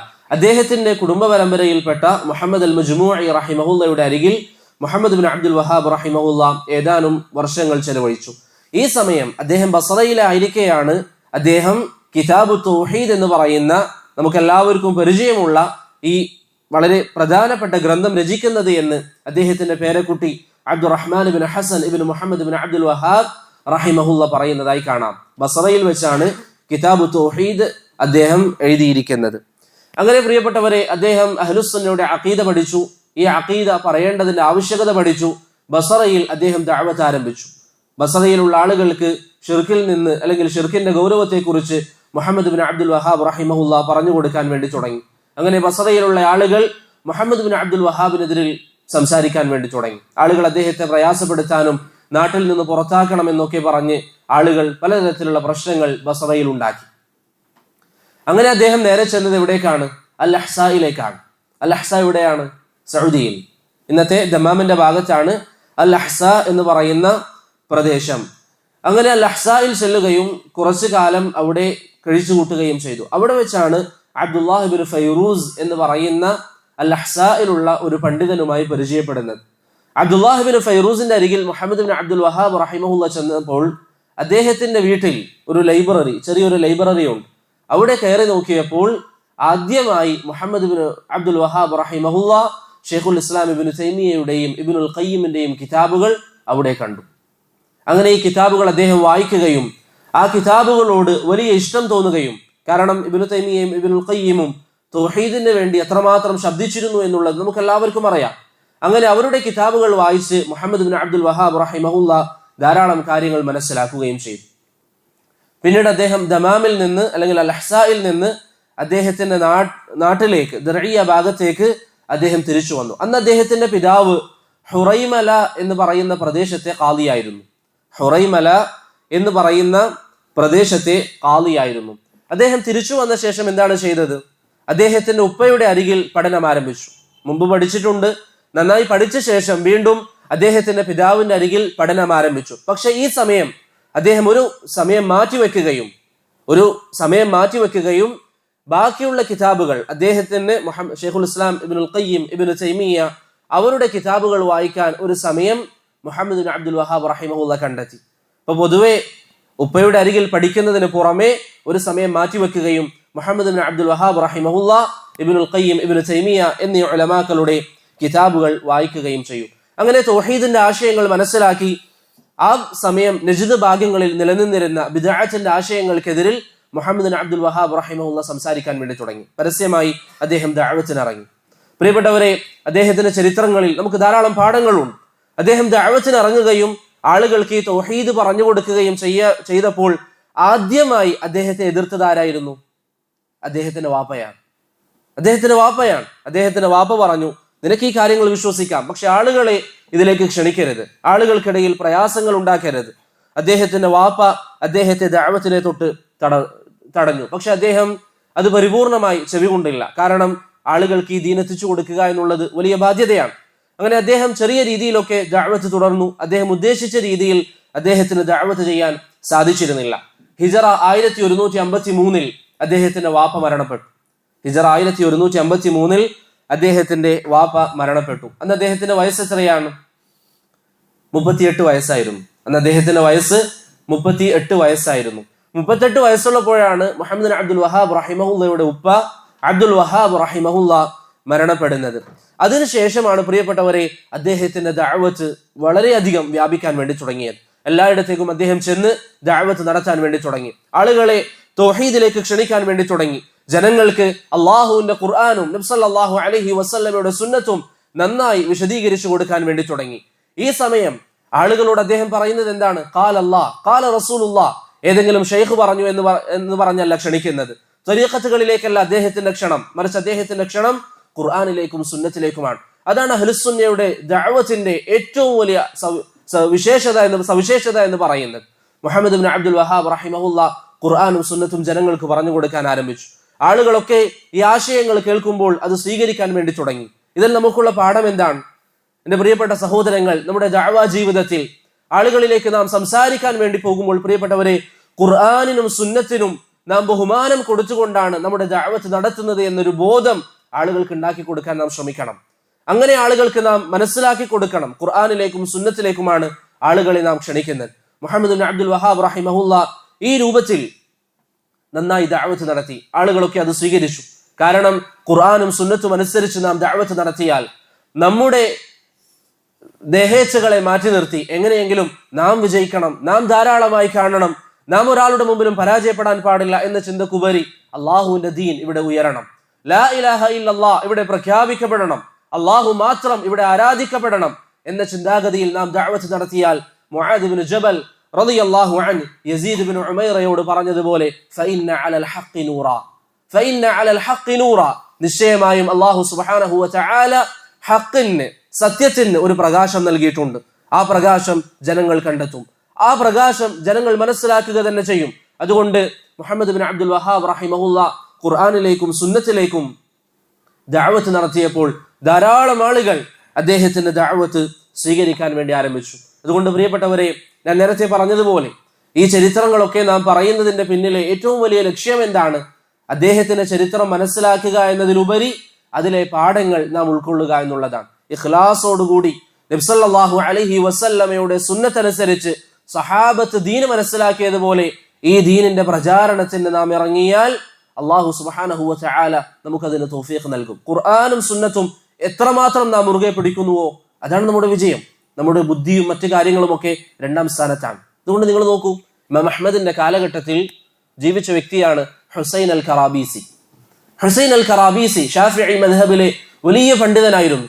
അദ്ദേഹം ബുദ്ധി കൊണ്ട്, അദ്ദേഹത്തിന്റെ ചരിത്രം നിങ്ങൾ നോക്കിയാൽ ബുദ്ധി കൊണ്ട് അങ്ങേയറ്റം അറിയപ്പെട്ട, ആളുകളോട് സംസാരിക്കാനും സമർത്ഥിക്കാനും കഴിവുള്ള വ്യക്തിയായിരുന്നു ഹുസൈൻ അൽ കറാബീസി. പക്ഷെ അദ്ദേഹത്തിൽ നിന്ന് ഒരു ബിദ്അത്ത് ഉണ്ടായി. അദ്ദേഹത്തിൽ നിന്ന് ചില സംസാരങ്ങൾ വന്നു. ഇമാം അഹ്മദ് ബിൻ ഹംബൽ റഹിമഹുല്ലാ അദ്ദേഹത്തെ തബ്ദീഅ് നടത്തി. അതേ കാലഘട്ടം ജീവിച്ച മറ്റൊരു വ്യക്തിയാണ് അബൂ സൗർ റഹിമഹുല്ലാ. അദ്ദേഹത്തെ കുറിച്ച് പിൽക്കാലഘട്ടത്തിൽ വന്ന ഷാഫിഈ മദ്ഹബിലെ ഉലമാക്കൾ പറയുന്നതായി കാണാം, ഹുസൈൻ അൽ കറാബീസിയോട് താരതമ്യം ചെയ്താൽ അബൂ സൗർ റഹിമഹുല്ലക്ക് വലിയ ബുദ്ധിയൊന്നും ഉണ്ടായിരുന്നില്ല. ഹുസൈൻ അൽ കറാബീസിയെ പോലെ അത്രയും ഇൽമിയായി കഴിവുള്ള വ്യക്തിയായിരുന്നില്ല അബൂ സൗർ റഹിമഹുല്ല. പക്ഷെ എന്തുകൊണ്ടാണ് അബൂ സൗറിനെ അള്ളാഹു ഉയർത്തിയത്? അദ്ദേഹം അഹ്ലുസ്സുന്നയുടെ മാർഗം മുറുകെ പിടിച്ചു. ബിദ്അത്തിന്റെ ആളുകളിൽ നിന്ന് പരിപൂർണമായി മാറി നിന്നു. ഇഖ്ലാസോടുകൂടി അദ്ദേഹം പ്രവർത്തിച്ചു. ഫഹ്മുസ് സലഫ് അനുസരിച്ച് ദീൻ മനസ്സിലാക്കാൻ വേണ്ടി ശ്രമിച്ചു. അതുകൊണ്ട് തന്നെ അബൂ സൗറിനെ അള്ളാഹു സുബ്ഹാനഹു വ തആല ഉയർത്തുകയും ഹുസൈൻ അൽ കറാബീസിയെ ഇമാം അഹ്ലുസ്സുന്ന അഹ്മദ് ബിൻ ഹംബൽ റഹിമഹുല്ലാ തബ്ദീഅ് ചെയ്തതായി നമുക്ക് കാണാൻ സാധിക്കും. അതുകൊണ്ട് പ്രിയപ്പെട്ടവരെ, നമ്മുടെ ദഅവത്തിൽ ഖുർആനിനും സുന്നത്തിനും നാം മുൻഗണന നൽകുക. ആ ഒരു ഇഖ്ലാസോടുകൂടി ആളുകളിലേക്ക് നാം എത്തുക. ഒരു പക്ഷേ നാം ഇന്ന് ദഅവത്ത് നടത്തുമ്പോൾ നമ്മുടെ ദഅവത്ത് ആളുകൾ സ്വീകരിച്ചില്ല എങ്കിലും കുറച്ചു കാലം കഴിഞ്ഞാൽ ആളുകൾ നമ്മുടെ ദഅവത്തിലേക്ക് വരും. ആളുകൾ നമ്മുടെ ദഅവത്ത് സ്വീകരിക്കും. അല്ലാഹു സുബ്ഹാനഹു വ തആല നമുക്ക് അതിന് തൗഫീഖ് നൽകുകയും ചെയ്യും. അതുകൊണ്ട് നിങ്ങൾ നോക്കിയാൽ ഇമാം ബുഖാരിയുടെ ചരിത്രം നിങ്ങൾ വായിച്ചു നോക്കൂ. ഹാഫിദ് ഇബ്നു ഹജർ അൽ അസ്ഖലാനി റഹിമഹുല്ലാ ഹുദസ്സാരിയിൽ പറയുന്നതായി കാണാം, ഇമാം ബുഖാരി റഹിമഹുല്ലാ ദുആ ചെയ്യാറുണ്ട്. അദ്ദേഹത്തിന്റെ ജീവിതം അല്ലെങ്കിൽ അവസാന കാലഘട്ടങ്ങളിൽ അദ്ദേഹം ദുആ ചെയ്തു, അല്ലാഹുവേ, ഈ ദുനിയാവ് ഇത്ര വിശാലമാണെന്ന് എനിക്കറിയാം, പക്ഷേ എന്നെ നീ നിന്നിലേക്ക് തിരിച്ചെടുക്കണം. അത്രയും അധികം പരീക്ഷണങ്ങളും വേദനകളും ഇമാം ബുഖാരി റഹിമഹുല്ലാ നേരിട്ടിട്ടുണ്ട്. ആ ദുആ കഴിഞ്ഞ് ഏതാനും ദിവസങ്ങളാണ് ഇമാം ബുഖാരി റഹിമഹുല്ലാ ജീവിച്ചിരുന്നത്. പിന്നെ അദ്ദേഹം മരണപ്പെട്ടു. പക്ഷെ ഇന്ന് ഇമാം ബുഖാരി അറിയാത്തവർ ആരാ ഉള്ളത്? നമുക്കെല്ലാം അദ്ദേഹത്തെ അറിയാം. അദ്ദേഹത്തിന്റെ പേര് കേൾക്കുമ്പോൾ നാം അദ്ദേഹത്തിന് വേണ്ടി ദുആ ചെയ്യുന്നു. അതുകൊണ്ട് ഇഖ്ലാസോടുകൂടി പ്രിയപ്പെട്ടവരെ, നാം നമ്മുടെ പ്രവർത്തനങ്ങളിൽ, നമ്മുടെ ദഅവത്തിൽ ഇഖ്ലാസോടുകൂടി നാം പരിശ്രമിച്ചാൽ അല്ലാഹു സുബ്ഹാനഹു വ തആല നമ്മുടെ ദഅവത്തിന് സ്വീകാര്യത നൽകും എന്നതിൽ യാതൊരു സംശയവുമില്ല. അതുകൊണ്ട് ഞാൻ ആവർത്തിച്ചു പറയട്ടെ, ഏതൊരാളോടും നാം സംസാരിക്കാൻ വേണ്ടി പോകുമ്പോൾ, അവൻ മുശ്രിക്കാവട്ടെ, മുബ്തദി ആകട്ടെ, ഹിസ്ബി ആകട്ടെ, ആരുമാകട്ടെ, അവരോട് നാം സംസാരിക്കുമ്പോൾ പ്രിയപ്പെട്ടവരെ, നസീഹത്തോടുകൂടി സംസാരിക്കുക. നസീഹത്തോടെ അവർ നന്നാകണം. അവരൊരിക്കലും നരകത്തിൽ പോകാൻ പാടില്ല. നബി സല്ലല്ലാഹു അലൈഹി വസല്ലമ തങ്ങൾ പറഞ്ഞതുപോലെ അവരുടെ പരമ്പരയിൽ നിന്ന് അള്ളാഹുവിനെ ആരാധിക്കുന്ന ഒരാളെങ്കിലും ഉണ്ടായാൽ അതാണ് ഞാൻ ആഗ്രഹിക്കുന്നത് എന്ന് പറഞ്ഞതുപോലെ നസീഹത്തോടുകൂടി ആളുകളോട് ഖുർആനും സുന്നത്തും ഫഹ്മുസ് സലഫ് അനുസരിച്ച് നാം പറയാൻ വേണ്ടി ശ്രമിക്കുക. അള്ളാഹു നമുക്കതിന് തൗഫീഖ് നൽകി അനുഗ്രഹിക്കുമാറാകട്ടെ. ഞാൻ പറഞ്ഞു വന്നത്, മുഹമ്മദ് ബിൻ അബ്ദുൽ വഹാബ് റഹിമഹുല്ലയുടെ ദഅവത്ത് ആളുകൾ ധാരാളമായി സ്വീകരിക്കാൻ വേണ്ടി തുടങ്ങി. ഈ സമയം എവിടെയും സംഭവിക്കുന്നത് പോലെ അദ്ദേഹത്തിന്റെ മറുവശത്ത് ശത്രുക്കൾ ഉണ്ടായി. ശത്രുക്കൾ തീരുമാനമെടുക്കുന്നു, മുഹമ്മദ് ബിൻ അബ്ദുൽ വഹാബ് റഹിമഹുല്ലയെ കൊന്നുകളയണം. അദ്ദേഹത്തിന്റെ വീട്ടിലേക്ക് രാത്രി മതിൽ ചാടിക്കൊണ്ട് ചില ആളുകൾ കടന്നു പ്രവേശിക്കുകയും മുഹമ്മദ് ബിൻ അബ്ദുൽ വഹാബ് റഹിമഹുല്ലയെ കൊലപ്പെടുത്താൻ വേണ്ടി പരിശ്രമിക്കുകയും ചെയ്തു. പക്ഷെ ആളുകളൊക്കെ ബഹളം വെക്കുകയും ആളുകൾ അവിടെ തിങ്ങിക്കൂടുകയും അവസാനം ആക്രമിക്കാൻ വേണ്ടി വന്നവർ അവിടുന്ന് പിന്തിരിഞ്ഞോടുകയും ചെയ്തു. അങ്ങനെ മുഹമ്മദ് ബിൻ അബ്ദുൽ വഹാബ് റഹിമഹുല്ല തീരുമാനമെടുത്തു, ഒന്നുകൂടി ആളുകൾ തിങ്ങിപ്പാർക്കുന്ന സ്ഥലത്ത് അവിടേക്ക് താമസം മാറ്റണം. അങ്ങനെയാണ് അദ്ദേഹം ഉയൈന എന്ന് പറയുന്ന സ്ഥലത്തേക്ക് പോകുന്നത്. ഉയൈന എന്ന് പറയുന്ന പ്രദേശത്തേക്ക് അദ്ദേഹം പോകുന്നത്. അദ്ദേഹം ഹുറൈമലായിലായിരുന്നല്ലോ. പിന്നെ അദ്ദേഹം ഉയൈന എന്ന് പറയുന്ന പ്രദേശത്തിലേക്ക് ചെന്നു. ഈ സമയം ഉയൈനയുടെ അമീർ, അദ്ദേഹത്തിന്റെ പേര് ഉസ്മാൻ ഇബ്നു ഹമദ് എന്നാണ്. ഉസ്മാൻ ഇബ്നു ഹമദ് ആയിരുന്നു ആ സമയം ഉയൈനയുടെ അമീർ.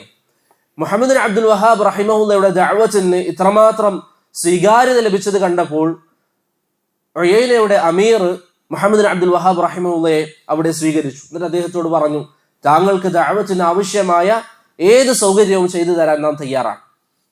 ഏത് സൗകര്യവും ദഅവത്തിന് വേണ്ടി നാം ചെയ്തു തരാമെന്ന് ഉയൈനയുടെ അമീർ മുഹമ്മദ് ബിൻ അബ്ദുൽ വഹാബ് റഹിമഹുല്ലാഹ് വാഗ്ദാനം ചെയ്തു.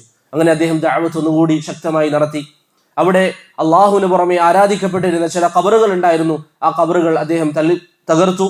അതുപോലെ തന്നെ അവിടെ ചില മരങ്ങൾ ഉണ്ടായിരുന്നു, അതൊക്കെ അദ്ദേഹം മുറിച്ചു മാറ്റി.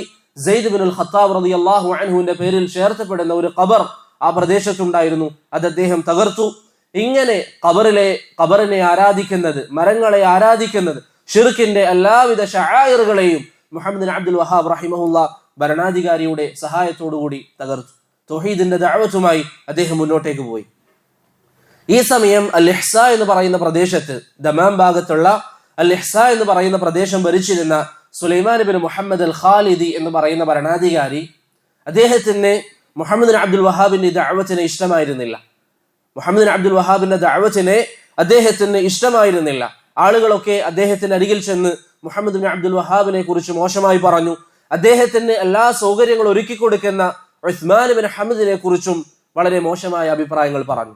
ആ സമയം നിങ്ങൾ ചരിത്രം വായിച്ചു നോക്കിയാൽ സൈനികപരമായും അതുപോലെ തന്നെ ഭൗതികമായ അസ്ബാബുകൾ നോക്കിയാൽ വളരെയധികം മികച്ചു നിൽക്കുന്ന ചെറിയ ഭരണകൂടമായിരുന്നു അൽ ഇഹ്സായിൽ ഉണ്ടായിരുന്നത്. എന്നാൽ ഉയൈനയിലാകട്ടെ താരതമ്യേന അത്രമാത്രം ശക്തിയുള്ള ഒരു ഭരണകൂടമായിരുന്നില്ല. അൽ ഇഹ്സാഇന്റെ ഭരണാധികാരി മുഹമ്മദ് ബിൻ അബ്ദുൽ വഹാബ് താമസിക്കുന്ന ഉയൈനയുടെ ഭരണാധികാരി ഹമദ് ബിൻ ഉസ്മാനെ കത്തെഴുതി. എന്നിട്ട് അദ്ദേഹത്തോട് പറഞ്ഞു, താങ്കൾ മുഹമ്മദ് ബിൻ അബ്ദുൽ വഹാബിന് ചെയ്തു കൊടുക്കുന്ന സൗകര്യങ്ങൾ നിർത്തണം, അതല്ലെങ്കിൽ ഞാൻ സൈന്യവുമായി താങ്കളുടെ അരികിലേക്ക് വരികയും താങ്കളുടെ രാജ്യത്തിന് അല്ലെങ്കിൽ താങ്കളുടെ ആ പ്രദേശത്തിന് ഞാൻ പ്രയാസങ്ങൾ ഉണ്ടാക്കുകയും ചെയ്യുമെന്ന് പറഞ്ഞുകൊണ്ട് അദ്ദേഹത്തെ ഭീഷണിപ്പെടുത്തുകയും ചെയ്തു. ഹമദ് ബിൻ ഉസ്മാന് വേറെ നിർവാഹമൊന്നും ഉണ്ടായിരുന്നില്ല. അവസാനം മുഹമ്മദ് ബിൻ അബ്ദുൽ വഹാബിനോട് നാട്ടിൽ നിന്ന് പുറത്തേക്ക് പോകാൻ ഉയൈനയുടെ ഭരണാധികാരി പറഞ്ഞു. അങ്ങനെയാണ് മുഹമ്മദ് ബിൻ അബ്ദുൽ വഹാബ് റഹിമഹുല്ലാഹ് ഉയൈനയിൽ നിന്ന് പുറത്തേക്ക് പോകുന്നത്. പിന്നീട് അദ്ദേഹം എവിടേക്കാണ് പോയത്? പിന്നീട് അദ്ദേഹം ചെന്ന പ്രദേശമാണ് ദിറഇയ്യ എന്ന് പറയുന്ന പ്രദേശം. ഈ സമയം അദ്ദേഹം ദിറഇയ്യയിലേക്ക് ചെന്നപ്പോൾ അദ്ദേഹത്തിന് ഒരു വിദ്യാർത്ഥി അഹ്മദ് ബിൻ സുവൈലിം എന്ന് പറയുന്ന ഒരു വിദ്യാർത്ഥി ദിറഇയ്യയിലുണ്ട്. അഹ്മദ് ബിൻ സുവൈലിമിന്റെ അരികിൽ മുഹമ്മദ് ബിൻ അബ്ദുൽ വഹാബ് ചെല്ലുകയും കുറച്ച് ദിവസം അവിടെ താമസിക്കാമെന്ന് തീരുമാനം എടുക്കുകയും ചെയ്തു. അപ്പൊ അദ്ദേഹത്തിന്റെ വയസ്സ് എത്രയാണ്? ഏകദേശം 43-ാമത്തെ വയസ്സിൽ. 43-ാമത്തെ വയസ്സിലാണ് അദ്ദേഹം ദിറഇയ്യയിലേക്ക് പോകുന്നത്. ഞാൻ നേരത്തെ പറഞ്ഞതുപോലെ അദ്ദേഹത്തിന് 43 വയസ്സാകുമ്പോഴേക്ക് വലിയ പ്രശസ്തി ഉണ്ടായിരുന്നു. ആളുകളൊക്കെ അദ്ദേഹത്തെ അറിഞ്ഞിരുന്നു. അദ്ദേഹത്തിന്റെ ദഅവത്ത് വളരെയധികം വ്യാപകമായിരുന്നു. അങ്ങനെ ദിറഇയ്യയിലൂടെ അമീറായ മുഹമ്മദ് ബിൻ സഊദ് റഹിമഹുല്ലാഹ് ഈ വിദ്യാർത്ഥിയുടെ, മുഹമ്മദ് ബിൻ അബ്ദുൽ വഹാബിന്റെ വിദ്യാർത്ഥി, അദ്ദേഹത്തിന്റെ അരികിലാണല്ലോ മുഹമ്മദ് ബിൻ അബ്ദുൽ വഹാബ് ഉള്ളത്, ഈ വിദ്യാർത്ഥിയുടെ വീട്ടിലേക്ക് മുഹമ്മദ് ബിൻ സഊദ് റഹിമഹുല്ലാഹ് വരികയും മുഹമ്മദ് ബിൻ അബ്ദുൽ വഹാബിനോട് സംസാരിക്കുകയും ചെയ്തു. ശേഷം അദ്ദേഹത്തോട് പറഞ്ഞു, താങ്കളുടെ ദഅവത്ത് സത്യമാണെന്ന് നമുക്ക് ബോധ്യപ്പെട്ടിട്ടുണ്ട്. ഖുർആനിലേക്കും സുന്നത്തിലേക്കും ഫഹ്മുസ് സലഫിലേക്കുമാണ് താങ്കൾ ആളുകളെ ക്ഷണിക്കുന്നത്. അതുകൊണ്ട് താങ്കളുടെ ദഅവത്തിന് ആവശ്യമായ ഏത് സൗകര്യങ്ങളും ചെയ്തു തരാൻ നാം തയ്യാറാണ് എന്ന് ദിറഇയ്യയുടെ അമീർ മുഹമ്മദ് ബിൻ സഊദ് റഹിമഹുല്ലാഹ് വാഗ്ദാനം ചെയ്തു. ഇങ്ങനെ പ്രിയപ്പെട്ടവരെ, മുഹമ്മദ് ബിൻ അബ്ദുൽ വഹാബ് റഹിമഹുല്ലാഹ്ക്ക് രണ്ടാമതും ഒരു ഭരണാധികാരിയുടെ എല്ലാവിധ പിന്തുണകളും ലഭിച്ചു. ഇവിടെ രണ്ട് കാര്യങ്ങൾ സംഭവിച്ചു. ഒന്ന്, ഇൽമിയായ ഖുവത്തിൽ മുഹമ്മദ് ബിൻ അബ്ദുൽ വഹാബ് റഹിമഹുല്ലാഹ്. രണ്ട്, ഭരണാധികാരിയുടെ ഖുവത്ത് കൊണ്ട് മുഹമ്മദ് ബിൻ സഊദ് റഹിമഹുല്ലാഹ്. ആരെങ്കിലും ഭരണത്തിനെതിരിൽ അല്ലെങ്കിൽ ഈ തൗഹീദിന്റെ ദഅവത്തിനെതിരിൽ സായുധമായ പോരാട്ടത്തിന് വന്നാൽ അവരെ നേരിടാൻ മുഹമ്മദ് ബിൻ സഊദ് റഹിമഹുല്ലാഹ് മടിച്ചിരുന്നില്ല. എന്നാൽ ആരെങ്കിലും ഇൽമിയായ ശുബഹത്തുകളുമായി വന്നാൽ അവിടെ ശക്തമായി മുഹമ്മദ് ബിൻ അബ്ദുൽ വഹാബ് റഹിമഹുല്ലാഹ് മറുപടി പറയുകയും ചെയ്യും.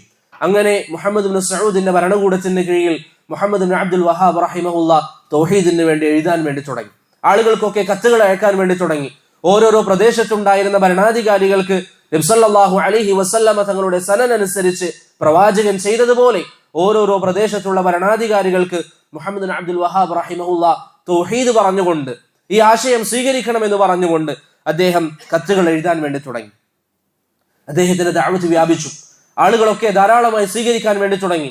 അന്നത്തെ റിയാദിലെ ഭരണാധികാരിയായിരുന്നു ദഹാം ഇബ്നു ദവ്വാസ്. അന്ന് റിയാദിലെ ഭരണാധികാരിയാണ് ദഹാം ഇബ്നു ദവ്വാസ്. അന്ന് പ്രാദേശിക ഭരണകൂടങ്ങളാണ്. സൗദി അറേബ്യ നാം ഇന്ന് കാണുന്നത് പോലെ ഏകീകരിക്കപ്പെട്ടിട്ടില്ല, മറിച്ച് പ്രാദേശിക ഭരണകൂടങ്ങളാണ്. റിയാദിലെ ഭരണാധികാരി ദഹാം ഇബ്നു ദവാസ് അദ്ദേഹം മുഹമ്മദ് ബിൻ അബ്ദുൽ വഹാബിന്റെ ദഅവത്തിനോടുള്ള ശത്രുത കാരണത്താൽ പെട്ടെന്നൊരു ദിവസം വരികയും ദിർഇയയെ ആക്രമിക്കുകയും ചെയ്തു. മുഹമ്മദ് ബിൻ സഊദിന്റെ മക്കളിൽ ചിലർ അടക്കം ആ ആക്രമണത്തിൽ കൊല്ലപ്പെട്ടു. പക്ഷെ മുഹമ്മദ് ബിൻ സഊദ് റഹിമഹുല്ലാഹ് അറിയാം ഈ ദഅവത്ത് സത്യമാണ്. ഈ ദഅവത്തിനെ സഹായിച്ചാൽ വലയൻസുറന്നല്ലാഹു മൻ യൻസുറ, അല്ലാഹുവിനെ സഹായിക്കുന്നവരെ അല്ലാഹു സഹായിക്കും എന്ന് മുഹമ്മദ് ബിൻ സഊദിന് അറിയാം. അതുകൊണ്ട് അദ്ദേഹം ഒരടി പോലും പിന്നോട്ട് പോകാൻ തയ്യാറായിരുന്നില്ല. ഇങ്ങനെ പലരും മുഹമ്മദ് ബിൻ അബ്ദുൽ വഹാബ് റഹിമഹുല്ലയുടെ ദഅവത്തിനെതിരിൽ പരിശ്രമിച്ചു. ആ സമയം നടന്ന പരിശ്രമങ്ങളെ കുറിച്ച് അൽ-അല്ലാമ ഇബ്നു ബദ്റാൻ അശ്ശാമി റഹിമഹുല്ല പറയുന്നതായി കാണാം. അതിനെ വിശേഷിപ്പിക്കുമ്പോൾ കനാതിഹിൻ സഖറതൻ യൗമൻ ലിയൂഹിനഹ ഫലം യളിർഹ വഔഹ ഖർനഉൽ വഈൽ. ഒരു മൃഗം അതിന്റെ കൊമ്പ് വെച്ചുകൊണ്ട് ഒരു പാറക്കല്ലിൽ എത്ര ഇടിച്ചാലും അത് ആ പാറക്കല്ലിന് പ്രത്യേകിച്ച് പോറലൊന്നും ഉണ്ടാക്കില്ല, മറിച്ച് അതിന്റെ കൊമ്പ് പൊട്ടിപ്പോകും. ഇതുപോലെയായിരുന്നു മുഹമ്മദ് ബിൻ അബ്ദുൽ വഹാബിന്റെ ദഅവത്തിനോട് ആളുകൾ വെച്ചിരുന്ന ശത്രുത.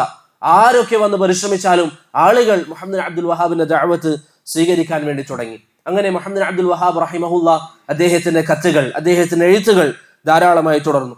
അന്ന് അദ്ദേഹത്തിനെതിരിൽ എഴുതിയ ആളുകളിൽപ്പെട്ട ഒരാളാണ് സുലൈമാൻ ബിൻ അബ്ദുൽ വഹാബ്, അഥവാ അദ്ദേഹത്തിന്റെ സഹോദരൻ.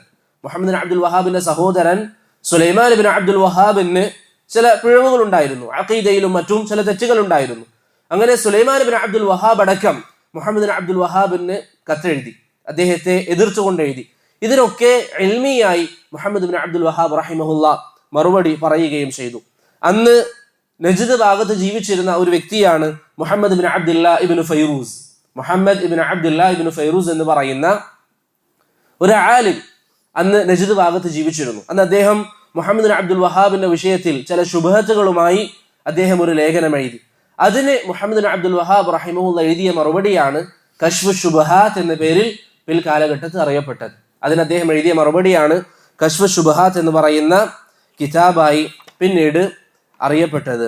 അങ്ങനെ പ്രിയപ്പെട്ടവരെ, ഏകദേശം മുഹമ്മദ് ബിൻ സഊദിന്റെയും മുഹമ്മദ് ബിൻ അബ്ദുൽ വഹാബിന്റെയും ഒന്നിച്ചുള്ള പരിശ്രമങ്ങളിൽ തൗഹീദി ദഅവത്ത് വ്യാപകമാവുകയും ധാരാളം ആളുകൾ അദ്ദേഹത്തിനെതിരായി നിലനിന്നിരുന്നുവെങ്കിലും ഏകദേശം 20 വർഷത്തോളം റിയാദ് ഭരണകൂടം അദ്ദേഹത്തെ പ്രയാസപ്പെടുത്താൻ നോക്കിയെങ്കിലും ഈ പരിശ്രമങ്ങളിലൊന്നും വീണുപോകാതെ, അല്ലെങ്കിൽ ഇവരുടെ കുതന്ത്രങ്ങളിലൊന്നും അകപ്പെട്ടു പോകാതെ മുഹമ്മദ് ബിൻ അബ്ദുൽ വഹാബ് റഹിമഹുല്ലാഹ് നന്നായി ദഅവത്ത് തുടർന്നു. അതിനിടയിലാണ് ഒരു ദിവസം ഇമാം മുഹമ്മദ് ബിൻ സഊദ് റഹിമഹുല്ലാഹ് ഹിജറ 1179 അഥവാ മുഹമ്മദ് ബിൻ അബ്ദുൽ വഹാബിന് 64 വയസ്സുള്ളപ്പോൾ അദ്ദേഹം മരണപ്പെട്ടു. അദ്ദേഹത്തിന് താങ്ങും തണലുമായി നിന്നിരുന്ന മുഹമ്മദ് ബിൻ സഊദ് റഹിമഹുല്ലാഹ് മരണപ്പെട്ടു. അദ്ദേഹത്തിന്റെ മരണശേഷം ഭരണം ഏറ്റെടുത്തിരുന്നത് അദ്ദേഹത്തിന്റെ മകൻ അബ്ദുൽ അസീസ് ഇബ്നു മുഹമ്മദ് ഇബ്നു സഊദാണ്. അബ്ദുൽ അസീസ് ഇബ്നു മുഹമ്മദ് ഇബ്നു സഊദാണ് അദ്ദേഹത്തിന് ശേഷം ഭരണം ഏറ്റെടുത്തത്. ഭരണം ഏറ്റെടുത്തപ്പോൾ മുഹമ്മദ് ബിൻ അബ്ദുൽ വഹാബിനോട് അദ്ദേഹം പറഞ്ഞു, രണ്ടുപേരുടെയും പരിശ്രമത്തിനൊടുവിലാണല്ലോ ഈ രീതിയിൽ ഭരണം സ്ഥാപിതമായത്. അതുകൊണ്ട് ഭരണകാര്യത്തിൽ ഒരു വിഹിതം താങ്കൾക്ക് ഏറ്റെടുക്കാം, താങ്കൾക്കൊരു ഭാഗം ഭരിക്കാം, ഞാൻ ഒരു ഭാഗം ഭരിക്കാമെന്ന് ഭരണകൂടത്തിന്റെ ഉത്തരവാദിത്തങ്ങളിൽ ചില ഭാഗങ്ങൾ മുഹമ്മദ് ബിൻ അബ്ദുൽ വഹാബ് റഹിമഹുല്ലാഹ്ക്ക് നൽകി. അദ്ദേഹം അത് ഏറ്റെടുക്കുകയും ചെയ്തു. പക്ഷെ ഏതാനും ദിവസങ്ങൾ കഴിഞ്ഞപ്പോൾ അദ്ദേഹത്തിന് തൗഹീദി ദഅവത്ത് ഈ ഉത്തരവാദിത്തങ്ങൾ കാരണത്താൽ വേണ്ടതുപോലെ നടത്താൻ സാധിക്കുന്നില്ല എന്ന് ബോധ്യപ്പെട്ടപ്പോൾ മുഹമ്മദ് ബിൻ അബ്ദുൽ വഹാബ് റഹിമഹുല്ലാഹ് ആ സ്ഥാനങ്ങളൊക്കെ ഒഴിവാക്കുകയും പിന്നീട് ദഅവത്തിനായി അദ്ദേഹം മാറിയിരിക്കുകയും ചെയ്തു. അങ്ങനെ അദ്ദേഹത്തിന്റെ ദഅവത്ത് വീണ്ടും തുടർന്നു. ധാരാളം ആളുകൾ അദ്ദേഹത്തിന്റെ നാട്ടിലേക്ക് വരാൻ വേണ്ടി തുടങ്ങി, ആളുകൾ പഠിക്കാൻ വേണ്ടി തുടങ്ങി. അദ്ദേഹത്തിന്റെ ഇൽമ് ലേഖനങ്ങളായും എഴുത്തുകളായും ലോകത്തിന്റെ വ്യത്യസ്ത ഭാഗങ്ങളിലേക്ക് പ്രചരിക്കാൻ വേണ്ടി തുടങ്ങി. അദ്ദേഹത്തിന്റെ ജീവിതത്തിൽ 6 ആൺമക്കളും 4 പെൺമക്കളുമാണ് ഉണ്ടായിരുന്നത്. അദ്ദേഹത്തിന്റെ ജീവിതത്തിൽ 4 പെൺമക്കളും 6 ആൺമക്കളുമാണ് ഉണ്ടായിരുന്നത്. അതിൽ ആൺമക്കളുടെ പേര് ഹസൻ, ഹുസൈൻ, അലി, അബ്ദുള്ള, ഇബ്രാഹിം, അബ്ദുൽ അസീസ് എന്നിവരാണ്. ഇതിൽ 4 പേരുടെ പരമ്പരയാണ് നിലനിന്നിരുന്നത്. അത് ഹസൻ, ഹുസൈൻ, അലി, അബ്ദുള്ള. ഈ പരമ്പരയിലുള്ള ആളുകൾക്കാണ് ഇന്ന് എന്ത് പറയുന്നത്? ആലു ഷെയ്ഖ് എന്ന് പറയുന്നത്.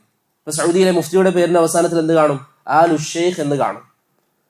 അവർക്കാണ് ആലു ഷെയ്ഖ് എന്ന് പറയുന്നത്. മുഹമ്മദ് ബിൻ അബ്ദുൽ വഹാബ് റഹിമഹുല്ലയുടെ ഈ 4 മക്കളുടെ പരമ്പരയിൽ നിന്നുള്ള ആളുകൾക്കാണ് ആലു ഷെയ്ഖ് എന്ന് പറയുന്നത്. അന്ന് മുതൽ സൗദി ഭരണകൂടം സ്ഥാപിതമായത് മുതൽ അവർ പരസ്പരം തമ്മിൽ സഹകരിച്ചു. ഭരണത്തിലുള്ള ഉത്തരവാദിത്തങ്ങൾ മുഹമ്മദ് ബിൻ അബ്ദുൽ വഹാബ് റഹിമഹുല്ല വേണ്ട എന്ന് പറഞ്ഞതുകൊണ്ട് തന്നെ ദീനിയായ ഉത്തരവാദിത്തങ്ങൾ, ഇൽമിയായ ഉത്തരവാദിത്തങ്ങൾ ആലു ഷെയ്ഖ് കുടുംബത്തിലും ഭരണത്തിന്റെ കാര്യം ആലു സഊദിലും നിലനിന്നു. ഇന്നും അങ്ങനെയാണ് നിലനിൽക്കുന്നത്. ദീനിയായ മേഖലകൾ നിങ്ങൾ നോക്കിയാൽ ആ കാര്യങ്ങൾ നിയന്ത്രിക്കുന്നത് ആലു ഷെയ്ഖിൽപ്പെട്ടവരാണ്. എന്നാൽ ഭരണവുമായി ബന്ധപ്പെട്ടത് ആലു സഊദിന്റെ കയ്യിലാണ് അവർ നടത്തുന്നത്. അങ്ങനെ സൗദിയുടെ പല ഭാഗങ്ങളിലും ആലു ഷെയ്ഖ് കുടുംബത്തിൽപ്പെട്ട ആളുകൾ വർദ്ധിക്കുകയും ദീനി ദഅവത്ത് അവിടെ വ്യാപകമാവുകയും ചെയ്തു. അങ്ങനെ ഏതാനും വർഷങ്ങൾക്ക് മുമ്പ് മലിക് അബ്ദുൽ അസീസ് ആലു സഊദിന്റെ കാലത്താണ് അദ്ദേഹം തീരുമാനമെടുക്കുന്നത്, സൗദിക്ക് മൊത്തത്തിൽ ഒരു മുഫ്തി വേണം. സൗദിക്ക് എല്ലാ ഭാഗങ്ങളും, സൗദി ഏകീകരണം നടന്ന ശേഷം, ഞാൻ നേരത്തെ പറഞ്ഞു മുഹമ്മദ് അബ്ദുൽ വഹാബിന്റെ കാലഘട്ടത്തിൽ, മുഹമ്മദ് സഊദിന്റെ കാലഘട്ടത്തിലൊന്നും സൗദി ഏകീകരിക്കപ്പെട്ടിട്ടില്ല. ഇന്ന് നാം കാണുന്നത് പോലെ വലിയൊരു ഭരണകൂടമായി മാറിയിരുന്നില്ല. അന്ന് ഇൽമിയായ മറാജിഅകളായി ഈ പണ്ഡിതന്മാർ നിലനിന്നിരുന്നുവെങ്കിലും സൗദിക്ക് മൊത്തത്തിൽ ഒരു മുഫ്തി വേണമെന്ന് തീരുമാനമെടുക്കുന്നത് മലിക് അബ്ദുൽ അസീസിന്റെ കാലഘട്ടത്തിലാണ്. അങ്ങനെയാണ് സൗദിയുടെ മൊത്തത്തിലുള്ള ആദ്യ മുഫ്തിയായി ഷെയ്ഖ് മുഹമ്മദ് ബിൻ ഇബ്രാഹിം ആലു ഷെയ്ഖ് റഹിമഹുല്ലയെ തീരുമാനിക്കുന്നത്, അഥവാ ഷെയ്ഖ് ബിൻ ബാസിന്റെ അധ്യാപകൻ. അങ്ങനെ ഷെയ്ഖ് മുഹമ്മദ് ഇബ്രാഹിം ആലു ഷെയ്ഖ് റഹിമഹുല്ല മരണപ്പെടുകയും ഏതാനും വർഷം അവിടെ മുഫ്തി ഉണ്ടായിരുന്നില്ല. പിന്നീടാണ് ഇഫ്താഇന്റെ ഭാഗത്തേക്ക് ഷെയ്ഖ് ബിൻ ബാസ് റഹിമഹുല്ലയെ തെരഞ്ഞെടുക്കുന്നത്. ഷെയ്ഖ് ബിൻ ബാസ് ആലു ഷെയ്ഖിൽപ്പെട്ടവരായിരുന്നില്ല. പിന്നെ എന്തുകൊണ്ടാണ് തെരഞ്ഞെടുത്തത്? അദ്ദേഹത്തിന് ഇൽമിയായി, അതുപോലെ തന്നെ ആളുകൾക്ക് പറഞ്ഞു കൊടുക്കാൻ കഴിവുള്ള വലിയ മഹത്വമുള്ള വ്യക്തിയായിരുന്നു ഷെയ്ഖ് ബിൻ ബാസ് റഹിമഹുല്ല. അതുകൊണ്ട് ഷെയ്ഖ് ബിൻ ബാസിനെ അവർ ആ സ്ഥാനം ഏൽപ്പിച്ചു. പക്ഷേ ഷെയ്ഖ് ബിൻ ബാസിന്റെ മരണശേഷം വീണ്ടും ആലു ഷെയ്ഖിലേക്ക് തന്നെ മടങ്ങി വന്നു. ഇന്ന് സൗദിയിലെ മുഫ്തി ആരാണ്? ഷെയ്ഖ് അബ്ദുൽ അസീസ് ആലു ഷെയ്ഖ്. ഷെയ്ഖ് അബ്ദുൽ അസീസ് ആലു ഷെയ്ഖ് ഹഫിളഹുല്ല, അദ്ദേഹവും ഈ മുഹമ്മദ് ബിൻ അബ്ദുൽ വഹാബ് റഹിമഹുല്ലയുടെ കുടുംബ പരമ്പരയിൽ പെട്ടവരാണ്. ഈ രണ്ട് കാര്യങ്ങൾ മനസ്സിലാക്കുക. അവർ ഒന്നിച്ച് സഹകരിച്ചുകൊണ്ട് രാജ്യം സ്ഥാപിക്കുന്നതിനും തൗഹീദി ദഅവത്തിനു വേണ്ടിയും പരിശ്രമിച്ചത് കൊണ്ട് തന്നെ ആ രണ്ടു പേർക്കും ഇന്ന് ആ രാജ്യത്ത് വലിയ സ്ഥാനമുണ്ട്, ആലു സഊദിനാണെങ്കിലും ആലു ഷെയ്ഖിനാണെങ്കിലും. ഈ നിങ്ങൾ ഈ കേട്ട ചരിത്രം, ഇതിലൂടെയാണ് ഒന്നാമത്തെ സൗദി ഭരണകൂടം സ്ഥാപിതമാകുന്നത്. ഇതിലൂടെയാണ് ഒന്നാമത്തെ സൗദി ഭരണകൂടം സ്ഥാപിതമാകുന്നത്. എന്തുകൊണ്ടാണ് ഒന്നാമത്തെ സൗദി ഭരണകൂടം എന്ന് പറഞ്ഞത്? ആദ്യം സൗദി അറേബ്യ സ്ഥാപിതമായതിനു ശേഷം അവർക്ക് ഭരണം നഷ്ടപ്പെട്ടിരുന്നു. മുഹമ്മദ് സൗദിന് ശേഷം 4 ഭരണാധികാരികൾ ഭരിച്ചു, 4ഓളം രാജാക്കന്മാർ വന്നു, അവർ ഭരിച്ചു. പിന്നീട് ഹിജറ 1233 അവർക്ക് ഭരണം നഷ്ടപ്പെട്ടു. 1233 അവർക്ക് ഭരണം നഷ്ടപ്പെട്ടു. ഏകദേശം 7 വർഷക്കാലം അവർക്ക് ഭരണം ഉണ്ടായിരുന്നില്ല. ആലു സഊദ് കുടുംബത്തിന് ഭരണം ഉണ്ടായിരുന്നില്ല. പിന്നീട് Turki bin Abdul Aziz Al Saud റഹിമഹുല്ല വരികയും ഭരണം 1240 വീണ്ടെടുക്കുകയും ചെയ്തു. അതിനാണ് എന്ത് പറയുന്നത്? രണ്ടാം സഊദി എന്ന് പറയുന്നത്. അതിനാണ് രണ്ടാം സഊദി എന്ന് പറയുന്നത്. എന്തുകൊണ്ടാണ് രണ്ടാം സഊദി എന്ന് പറയുന്നത്? പിന്നീട് വീണ്ടും ഭരണം നഷ്ടപ്പെട്ടിരുന്നു. ആദ്യത്തെ സൗദിയിൽ സൗദിയുടെ തലസ്ഥാനമായി ഉണ്ടായിരുന്നത് ദിർഇയയാണ്. രണ്ടാമത്തെ സൗദി കാലയളവിലാണ്, രണ്ടാം ഭരണകൂടത്തിലാണ് റിയാദിലേക്ക് അതിന്റെ തലസ്ഥാനം മാറ്റുന്നത്. പിന്നെ ഹിജറ 1309 രണ്ടാം സൗദി ഭരണകൂടവും അവർക്ക് നഷ്ടപ്പെട്ടു. ഏകദേശം 10 വർഷത്തോളം അവർക്ക് ഭരണം ഉണ്ടായിരുന്നില്ല. 10 വർഷക്കാലത്തോളം അവർക്ക് ഭരണം ഉണ്ടായിരുന്നില്ല. മൂന്നാമത്തെ സൗദി സ്ഥാപിതമാകുന്നത് ഹിജറ 1319 അഥവാ 10 വർഷ ശേഷം 1319 Malik Abdul Aziz bin Abdur Rahman al Saud റഹിമഹുല്ലയാണ് ആ മൂന്നാമത്തെ സൗദി ഭരണകൂടം സ്ഥാപിച്ചത്. അതുകൊണ്ടാണ് അദ്ദേഹത്തിന്റെ പേര് എന്ന് വ്യാപകമായി പറയുന്നത്. ഇന്ന് നാം കാണുന്ന സൗദി എത്രാമത്തെ ഭരണകൂടമാണ്? മൂന്നാമത്തെ ഭരണകൂടമാണ്. ചരിത്രത്തിൽ നിങ്ങൾ നോക്കിയാൽ ഭരണം നഷ്ടപ്പെട്ട് വീണ്ടും തിരിച്ചെടുത്ത്, വീണ്ടും നഷ്ടപ്പെട്ട് വീണ്ടും തിരിച്ചെടുത്ത ചരിത്രം ഈ കുടുംബത്തിലല്ലാതെ നിങ്ങൾക്ക് കാണുക സാധ്യമല്ല. അതുകൊണ്ടാണ് ഉലമാക്കൾ പറയുന്നത്, ഇവർക്ക് ആവർത്തിച്ച് അല്ലാഹു സുബ്ഹാനഹു വ തആല ഭരണം തിരിച്ചു നൽകാനുള്ള പ്രധാന കാരണം എന്താണ്? അവരുടെ ഏക ലക്ഷ്യം, അവരുടെ ഏറ്റവും വലിയ ലക്ഷ്യം തൗഹീദ് ദഅവത്താണ്, തൗഹീദിലേക്കുള്ള ക്ഷണമാണ്. അതുകൊണ്ട് തന്നെ അല്ലാഹു സുബ്ഹാനഹു വ തആല ആ ഭരണത്തെ വീണ്ടും വീണ്ടും അവർക്ക് തിരിച്ചു കൊടുത്തു. ഇന്ന് നാം കാണുന്ന സൗദി ഭരണകൂടം അത് മൂന്നാമത്തെ സൗദി ഭരണകൂടമാണ്. ഏകദേശം മൂന്നാമത്തെ സൗദി ഭരണകൂടം വന്ന ശേഷം 6 രാജാക്കന്മാർ കഴിഞ്ഞുപോയി. ഇന്നുള്ള മലിക് Salman bin Abdul Aziz Al Saud ഹഫിളഹുല്ലയാണ് ഇന്ന് ഭരണം നടത്തുന്നത്. അപ്പോൾ തൗഹീദിന് വേണ്ടി ശബ്ദിച്ച, തൗഹീദിന്റെ പേരിൽ സ്ഥാപിതമായ ഭരണകൂടമാണ് സൗദി ഭരണകൂടം എന്ന് പറയുന്നത്. കാരണം നിങ്ങൾ നേരത്തെ ആ ചരിത്രം കേട്ടു. മുഹമ്മദ് ബിൻ സഊദും മുഹമ്മദ് ബിൻ അബ്ദുൽ വഹാബും കൈകോർക്കുകയും രണ്ടുപേരും തൗഹീദിന് വേണ്ടി പണിയെടുക്കണം എന്ന് പറഞ്ഞുകൊണ്ട് അവർ ആരംഭിച്ചിരിക്കുന്ന ഭരണകൂടമാണ് സൗദി ഭരണകൂടം. അതുകൊണ്ട് തന്നെ അല്ലാഹു സുബ്ഹാനഹു വ തആല ആ ഭരണകൂടത്തെ ഉയർത്തുകയും ചെയ്തു. ഇന്ന് നിങ്ങൾ നോക്കിയാൽ ധാരാളം ആളുകൾ സൗദി ഭരണത്തിനെതിരിൽ സംസാരിക്കുന്നുണ്ട്. നമ്മുടെ നാട്ടിൽ പല വിഭാഗങ്ങളും പല പ്രസ്ഥാനങ്ങളും സൗദി ഭരണകൂടത്തിനെതിരിൽ സംസാരിക്കുന്നുണ്ട്. പ്രിയപ്പെട്ടവരെ, അവർ പറയുന്ന ചില കാര്യങ്ങൾ നിങ്ങൾ കേട്ടാൽ അത്ഭുതപ്പെട്ടു പോകും.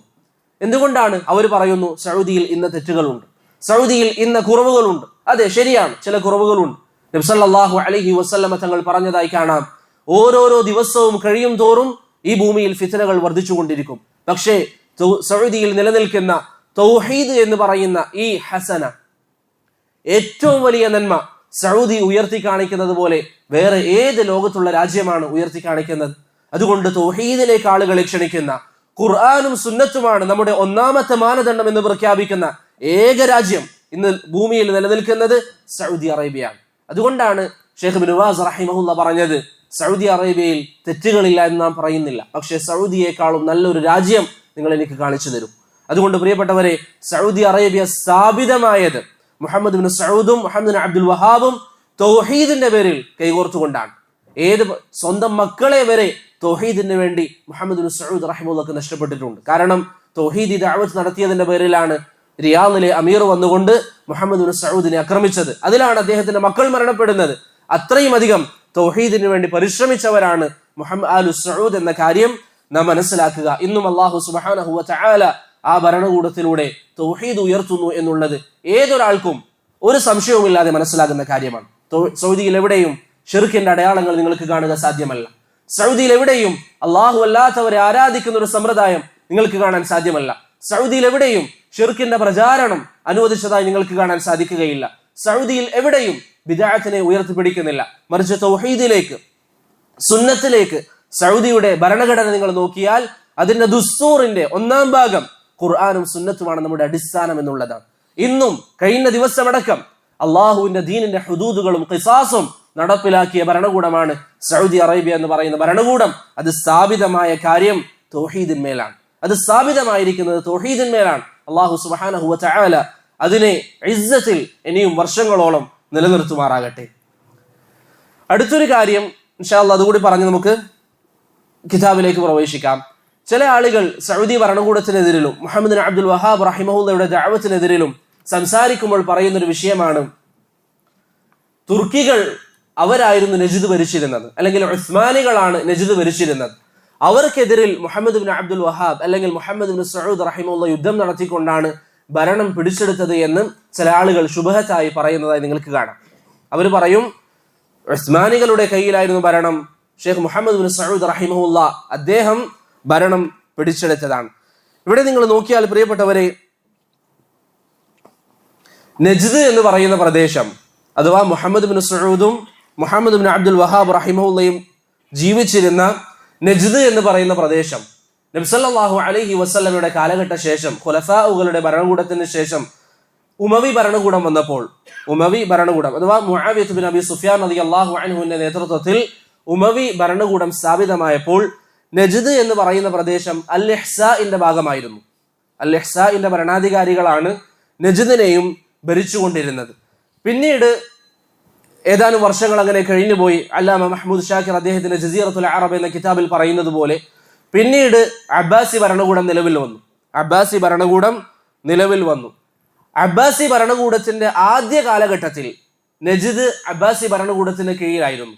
അബ്ബാസി ഭരണകൂടം എന്ന് പറയുന്നത് ഖുലഫാ ഉർ റാഷിദീങ്ങളുടെ ഭരണശേഷം ഉമവിയാക്കൾക്ക് ശേഷം വന്നിരിക്കുന്ന ഭരണകൂടമാണ് അബ്ബാസി ഭരണകൂടം. ഈ അബ്ബാസി ഭരണകൂടത്തിന്റെ ആദ്യ കാലഘട്ടത്തിൽ നജ്ദ് അവരുടെ കീഴിലായിരുന്നു. പിന്നീട് ഉഖൈളിരിയ എന്ന് പറയുന്ന ഒരു ഭരണകൂടം നജ്ദിൽ സ്ഥാപിതമായി. അവരേത് വിഭാഗക്കാരായിരുന്നു? സൈദിയാക്കളായിരുന്നു. ആരാണ് സൈദിയാക്കൾ? ഷിയാക്കളിൽപ്പെട്ട ഒരു വിഭാഗം, അഹ്ലുസുന്നയുമായി ഏറ്റവും അടുത്തവർ. എന്തുകൊണ്ടാണ് അഹ്ലുസുന്നയുമായി അടുത്തവർ എന്ന് പറയുന്നത്? അവർ അബൂബക്കറിന്റെയും ഉമറിന്റെയും ഖിലാഫത്ത് അംഗീകരിക്കുന്നവരാണ്. പക്ഷെ അവർ പറയുന്നത് അലിയാണ് ഏറ്റവും അഫ്ളൽ, പക്ഷെ അബൂബക്കറിന്റെയും ഉമറിന്റെയും ഖിലാഫത്ത് അനുവദനീയമാണ്. അങ്ങനെ പറയുന്ന വിഭാഗമാണ് സൈദിയാക്കളാണ് പിന്നീട് നജ്ദിൽ ഭരണം സ്ഥാപിച്ചിരുന്നത്. ഹിജാസിലൊക്കെ ആ പ്രദേശങ്ങളിലൊക്കെ അവർക്കാണ് ഭരണം ഉണ്ടായിരുന്നത്. അബ്ബാസി ഭരണകൂടം വരികയും, ഹിജാസിലായിരുന്നു അവരുടെ ഭരണം. പിന്നീട് അബ്ബാസി ഭരണകൂടം ബാക്കിയുള്ള പ്രദേശങ്ങൾ അവർ ഭരിച്ചു. ഹിജാസിന്റെ ഭാഗം ഉഖൈളിരിയാക്കളും ബാക്കിയുള്ള പ്രദേശങ്ങൾ അബ്ബാസി ഭരണകൂടത്തിന്റെ കീഴിലും. അങ്ങനെ അബ്ബാസി ഭരണകൂടത്തിന്റെ സൈന്യം ഉഖൈലിയാക്കളെ ആക്രമിക്കുകയും അവരുടെ ശക്തി അവരുടെ ഹിജാസ് പ്രദേശങ്ങളിൽ നഷ്ടപ്പെട്ടു. പിന്നീട് അവർ വന്ന സ്ഥലമാണ് നജ്ദിലേക്ക്. അങ്ങനെ ചെറിയൊരു ഭരണകൂടം അവർ നജ്ദിൽ സ്ഥാപിതമാക്കി. ഈ സമയം അൽ-ഇഹ്സാ ഭരിച്ചിരുന്നത് ഖറാമിത്തകളാണ്. ഈ സമയം അൽ-ഇഹ്സാ ഭരിച്ചിരുന്നത്, അല്ലെങ്കിൽ ബഹ്റൈനിന്റെ ഭാഗം, ബഹ്റൈൻ എന്ന് പറഞ്ഞാൽ ഇന്നത്തെ ബഹ്റൈൻ മാത്രമല്ല. നബി സല്ലല്ലാഹു അലൈഹി വസല്ലമയുടെ ഹദീസുകളിൽ ബഹ്റൈൻ എന്ന് വന്നാൽ ഇന്നത്തെ ദമാമൊക്കെ അന്നത്തെ ബഹ്റൈനിൽ പെട്ടതാണ്. ആ ഭാഗം ഭരിച്ചിരുന്നത് ഖറാമിത്തകളാണ്. ഖറാമിത്ത എന്ന് പറയുന്നതും ഷിയാക്കളാണ്. ഈ സൈദിയാക്കളും അതുപോലെ തന്നെ ഖറാമിത്തകളും, ഉഖൈലിയയും ഖറാമിത്തകളും ഒന്നിച്ചു ചേരുകയും അവരാണ് പിന്നീട് കുറച്ച് വർഷങ്ങളോളം ഈ പ്രദേശം, നജ്ദിന്റെ പ്രദേശങ്ങൾ ഭരിച്ചത്. പിന്നീട് അവരുടെ ഭരണമൊക്കെ നഷ്ടപ്പെട്ടു, എല്ലാവരുടെയും ഭരണം നഷ്ടപ്പെട്ടു. പിന്നെ നജ്ദിൽ നിലനിന്നിരുന്നത് എന്താണ്? പ്രാദേശിക ഭരണമാണ്. ഓരോരോ പ്രദേശത്ത് അതത് കബീലകൾ, അതത് ഗോത്രങ്ങൾ, ആ ഗോത്രത്തിന്റെ തലവന്മാരാണ് അവിടെ ഭരണം നടത്തിക്കൊണ്ടിരുന്നത്. അതല്ലാതെ ഏതെങ്കിലും ഉസ്മാനി ഭരണകൂടത്തിന്റെയോ മറ്റോ കീഴിലായിരുന്നില്ല ഒരിക്കലും നജ്ദ്. അതുകൊണ്ട് നജ്ദ് അവരുടെ ഭരണം നിങ്ങൾ വായിച്ചു നോക്കിയാൽ, അല്ലെങ്കിൽ ഉസ്മാനികളുടെ ഭരണം വായിച്ചു നോക്കിയാൽ, അവരുടെ ഭരണപ്രദേശങ്ങൾ രേഖപ്പെടുത്തപ്പെട്ട ഒരു ആധികാരിക രേഖയിലും നിങ്ങൾക്ക് നജ്ദ് കാണുക സാധ്യമല്ല. ഒരു ആധികാരിക രേഖയിലും നജ്ദ് അവർ ഭരിച്ചതായി നിങ്ങൾക്ക് കാണുക സാധ്യമല്ല. അതുകൊണ്ട് തന്നെ മുഹമ്മദ് ബിൻ സഊദ് റഹിമഹുല്ല നജ്ദിനെതിരെ, ഉസ്മാനികൾക്കെതിരിൽ പോരാടിയിട്ടാണ് നജ്ദ് പിടിച്ചെടുത്തത് എന്ന് പറയുന്നത് ചരിത്രപരമായി നുണയാണ്. അത് സത്യമല്ല. അങ്ങനെ ഒരു പോരാട്ടം ഉണ്ടായിട്ടില്ല. ഇനി അഥവാ അങ്ങനെ പോരാട്ടം നടന്നതാണെങ്കിൽ തന്നെ ശറഇൽ ഇജ്മാ ഉദ്ധരിക്കപ്പെട്ട വിഷയമാണ്. കൈകരുത്തുകൊണ്ട് ഭരണം പിടിച്ചെടുത്താൽ ആ ഭരണത്തിന്റെ സമൂഹം താഴത്തും നിർബന്ധമാണ്. പക്ഷെ അങ്ങനെ നടന്നതല്ല. കാരണം ഉസ്മാനിയാക്കൾ ചരിത്രത്തിൽ എവിടെയും നജ്ദ് ഭരിച്ചതായി സ്ഥിരപ്പെട്ടിരുന്നില്ല. മറിച്ച് ഉസ്മാനി ഭരണകൂടം അറേബ്യൻ ഭൂഖണ്ഡത്തിൽ, ജസീറത്തുൽ അറബിൽ അവരുടെ ഭരണം ഉണ്ടായിരുന്നത് ചില പ്രദേശങ്ങളിൽ മാത്രമാണ്. യമനിൽ കുറച്ചു കാലം ഉണ്ടായിരുന്നു, അതുപോലെ തന്നെ ബഹ്റൈനിൽ കുറച്ചു കാലം ഉണ്ടായിരുന്നു. അതല്ലാതെ സൗദി അറേബ്യയിൽ നജ്ദ്, ഹിജാസിൽ കുറച്ചു കാലം ഉണ്ടായിരുന്നു. പക്ഷെ നജ്ദ് പ്രദേശം ഒരിക്കലും ഉസ്മാനിയാക്കൾ ഭരിച്ചിരുന്നില്ല. അതുകൊണ്ട് ഉസ്മാനിയാക്കളിൽ നിന്ന് ഭരണം പിടിച്ചെടുത്തു എന്ന് പറയുന്നത് നുണയാണ്. അങ്ങനെ ഒരു കാര്യം ഉണ്ടായിട്ടേ ഇല്ല. അപ്പൊ നാം പറഞ്ഞു വന്നത്, മുഹമ്മദ് ബിൻ അബ്ദുൽ വഹാബ് റഹിമഹുല്ല അദ്ദേഹത്തിന് തൗഹീദി ദഅവത്ത് നടത്തി. മുഹമ്മദ് ബിൻ സഊദ് റഹിമഹുല്ല അതിന് എല്ലാവിധ പിന്തുണകൾ പ്രഖ്യാപിക്കുകയും ചെയ്തു. അങ്ങനെ മഹാനായ ഇബ്രാഹിം ഖലീലുല്ലാഹി അലൈഹി സ്വലാത്തു വസ്സലാം അദ്ദേഹം നടത്തിയ ആ തൗഹീദി ദഅവത്ത്, നബി സല്ലല്ലാഹു അലൈഹി വസല്ലമ തങ്ങൾ നടത്തിയ തൗഹീദി ദഅവത്ത്, ഇമാം അഹ്മദ് ഒക്കെ നടത്തിയ തൗഹീദി ദഅവത്ത് മുഹമ്മദ് ബിൻ അബ്ദുൽ വഹാബ് റഹിമഹുല്ലയും അദ്ദേഹം നടത്തുകയും ചെയ്തു. അങ്ങനെയാണ് അദ്ദേഹം ധാരാളം ഗ്രന്ഥങ്ങൾ എഴുതിയത്, ധാരാളം കിതാബുകൾ, ധാരാളം റസായിലുകൾ അദ്ദേഹം എഴുതിയത്. അതിൽപ്പെട്ട ഒരു റിസാലയാണ് ഷെയ്ഖുൽ ഇസ്ലാം ഇവിടെ എഴുതിയിരിക്കുന്ന നവാഖിദുൽ ഇസ്ലാം എന്ന് പറയുന്ന ഈ റിസാല. നവാഖിദുൽ ഇസ്ലാം എന്ന് പറയുന്ന ഈ റിസാല. ഈ പറഞ്ഞതിൽ എന്തെങ്കിലും സംശയങ്ങളുണ്ടോ? ഇതുവരെ കഴിയുന്നതിൽ ആരെങ്കിലും ഉറങ്ങുന്നുണ്ടോ? ഉറക്കു വരുന്നുണ്ടെ പറയണം. നമ്മൾ നല്ല താല്പര്യത്തിൽ കേൾക്കാം.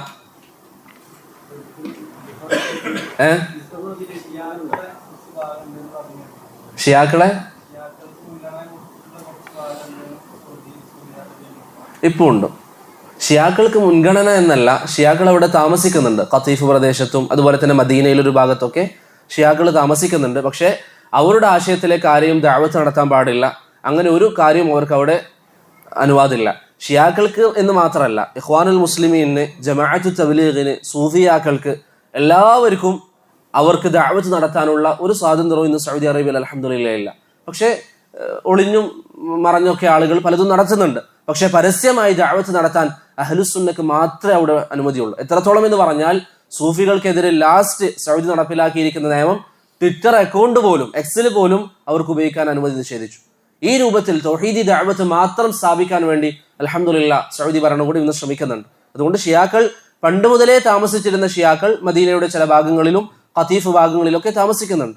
അവർ ഒന്ന് രണ്ട് തവണയൊക്കെ ചില ആക്രമണങ്ങൾ നടത്താൻ വേണ്ടി തുടങ്ങിയപ്പോൾ സൗദി പട്ടാളം അതിനെതിരെ ശക്തമായ നിലപാടെടുക്കുകയും ചെയ്തിട്ടുണ്ട്. അതല്ലാതെ അവർക്ക് പരസ്യമായി അവരുടെ ദഅവത്ത് നടത്താൻ ഒരു അനുമതി അവിടെ നൽകുന്നില്ല. ഇനി ഇൻഷാ അല്ലാഹ് നമുക്ക് ചായ കുടിച്ചതിന് ശേഷം കിതാബിന്റെ വിഷയത്തിലേക്ക് കടക്കാം. സുബ്ഹാനല്ലാഹി വബിഹംദിഹി സുബ്ഹാനകല്ലാഹുമ്മ ബിഹംദിക അഷ്ഹദു അല്ലാ ഇലാഹ ഇല്ലാ അൻത അസ്തഗ്ഫിറുക വഅതൂബു ഇലൈക്. ആർക്കെങ്കിലും ഉറക്കൊക്കെ വരുന്നുണ്ടെങ്കിൽ അത് ഇൻഷാ അല്ലാഹ് മാറ്റി വെക്കണം. ഇത് വളരെ പ്രധാനപ്പെട്ട ഒരു റിസാലയാണ്. റിസാലയുടെ മഹത്വം മനസ്സിലാക്കിയിട്ട് ഇൻഷാ അല്ലാഹ് എല്ലാവരും ഇരിക്കാം.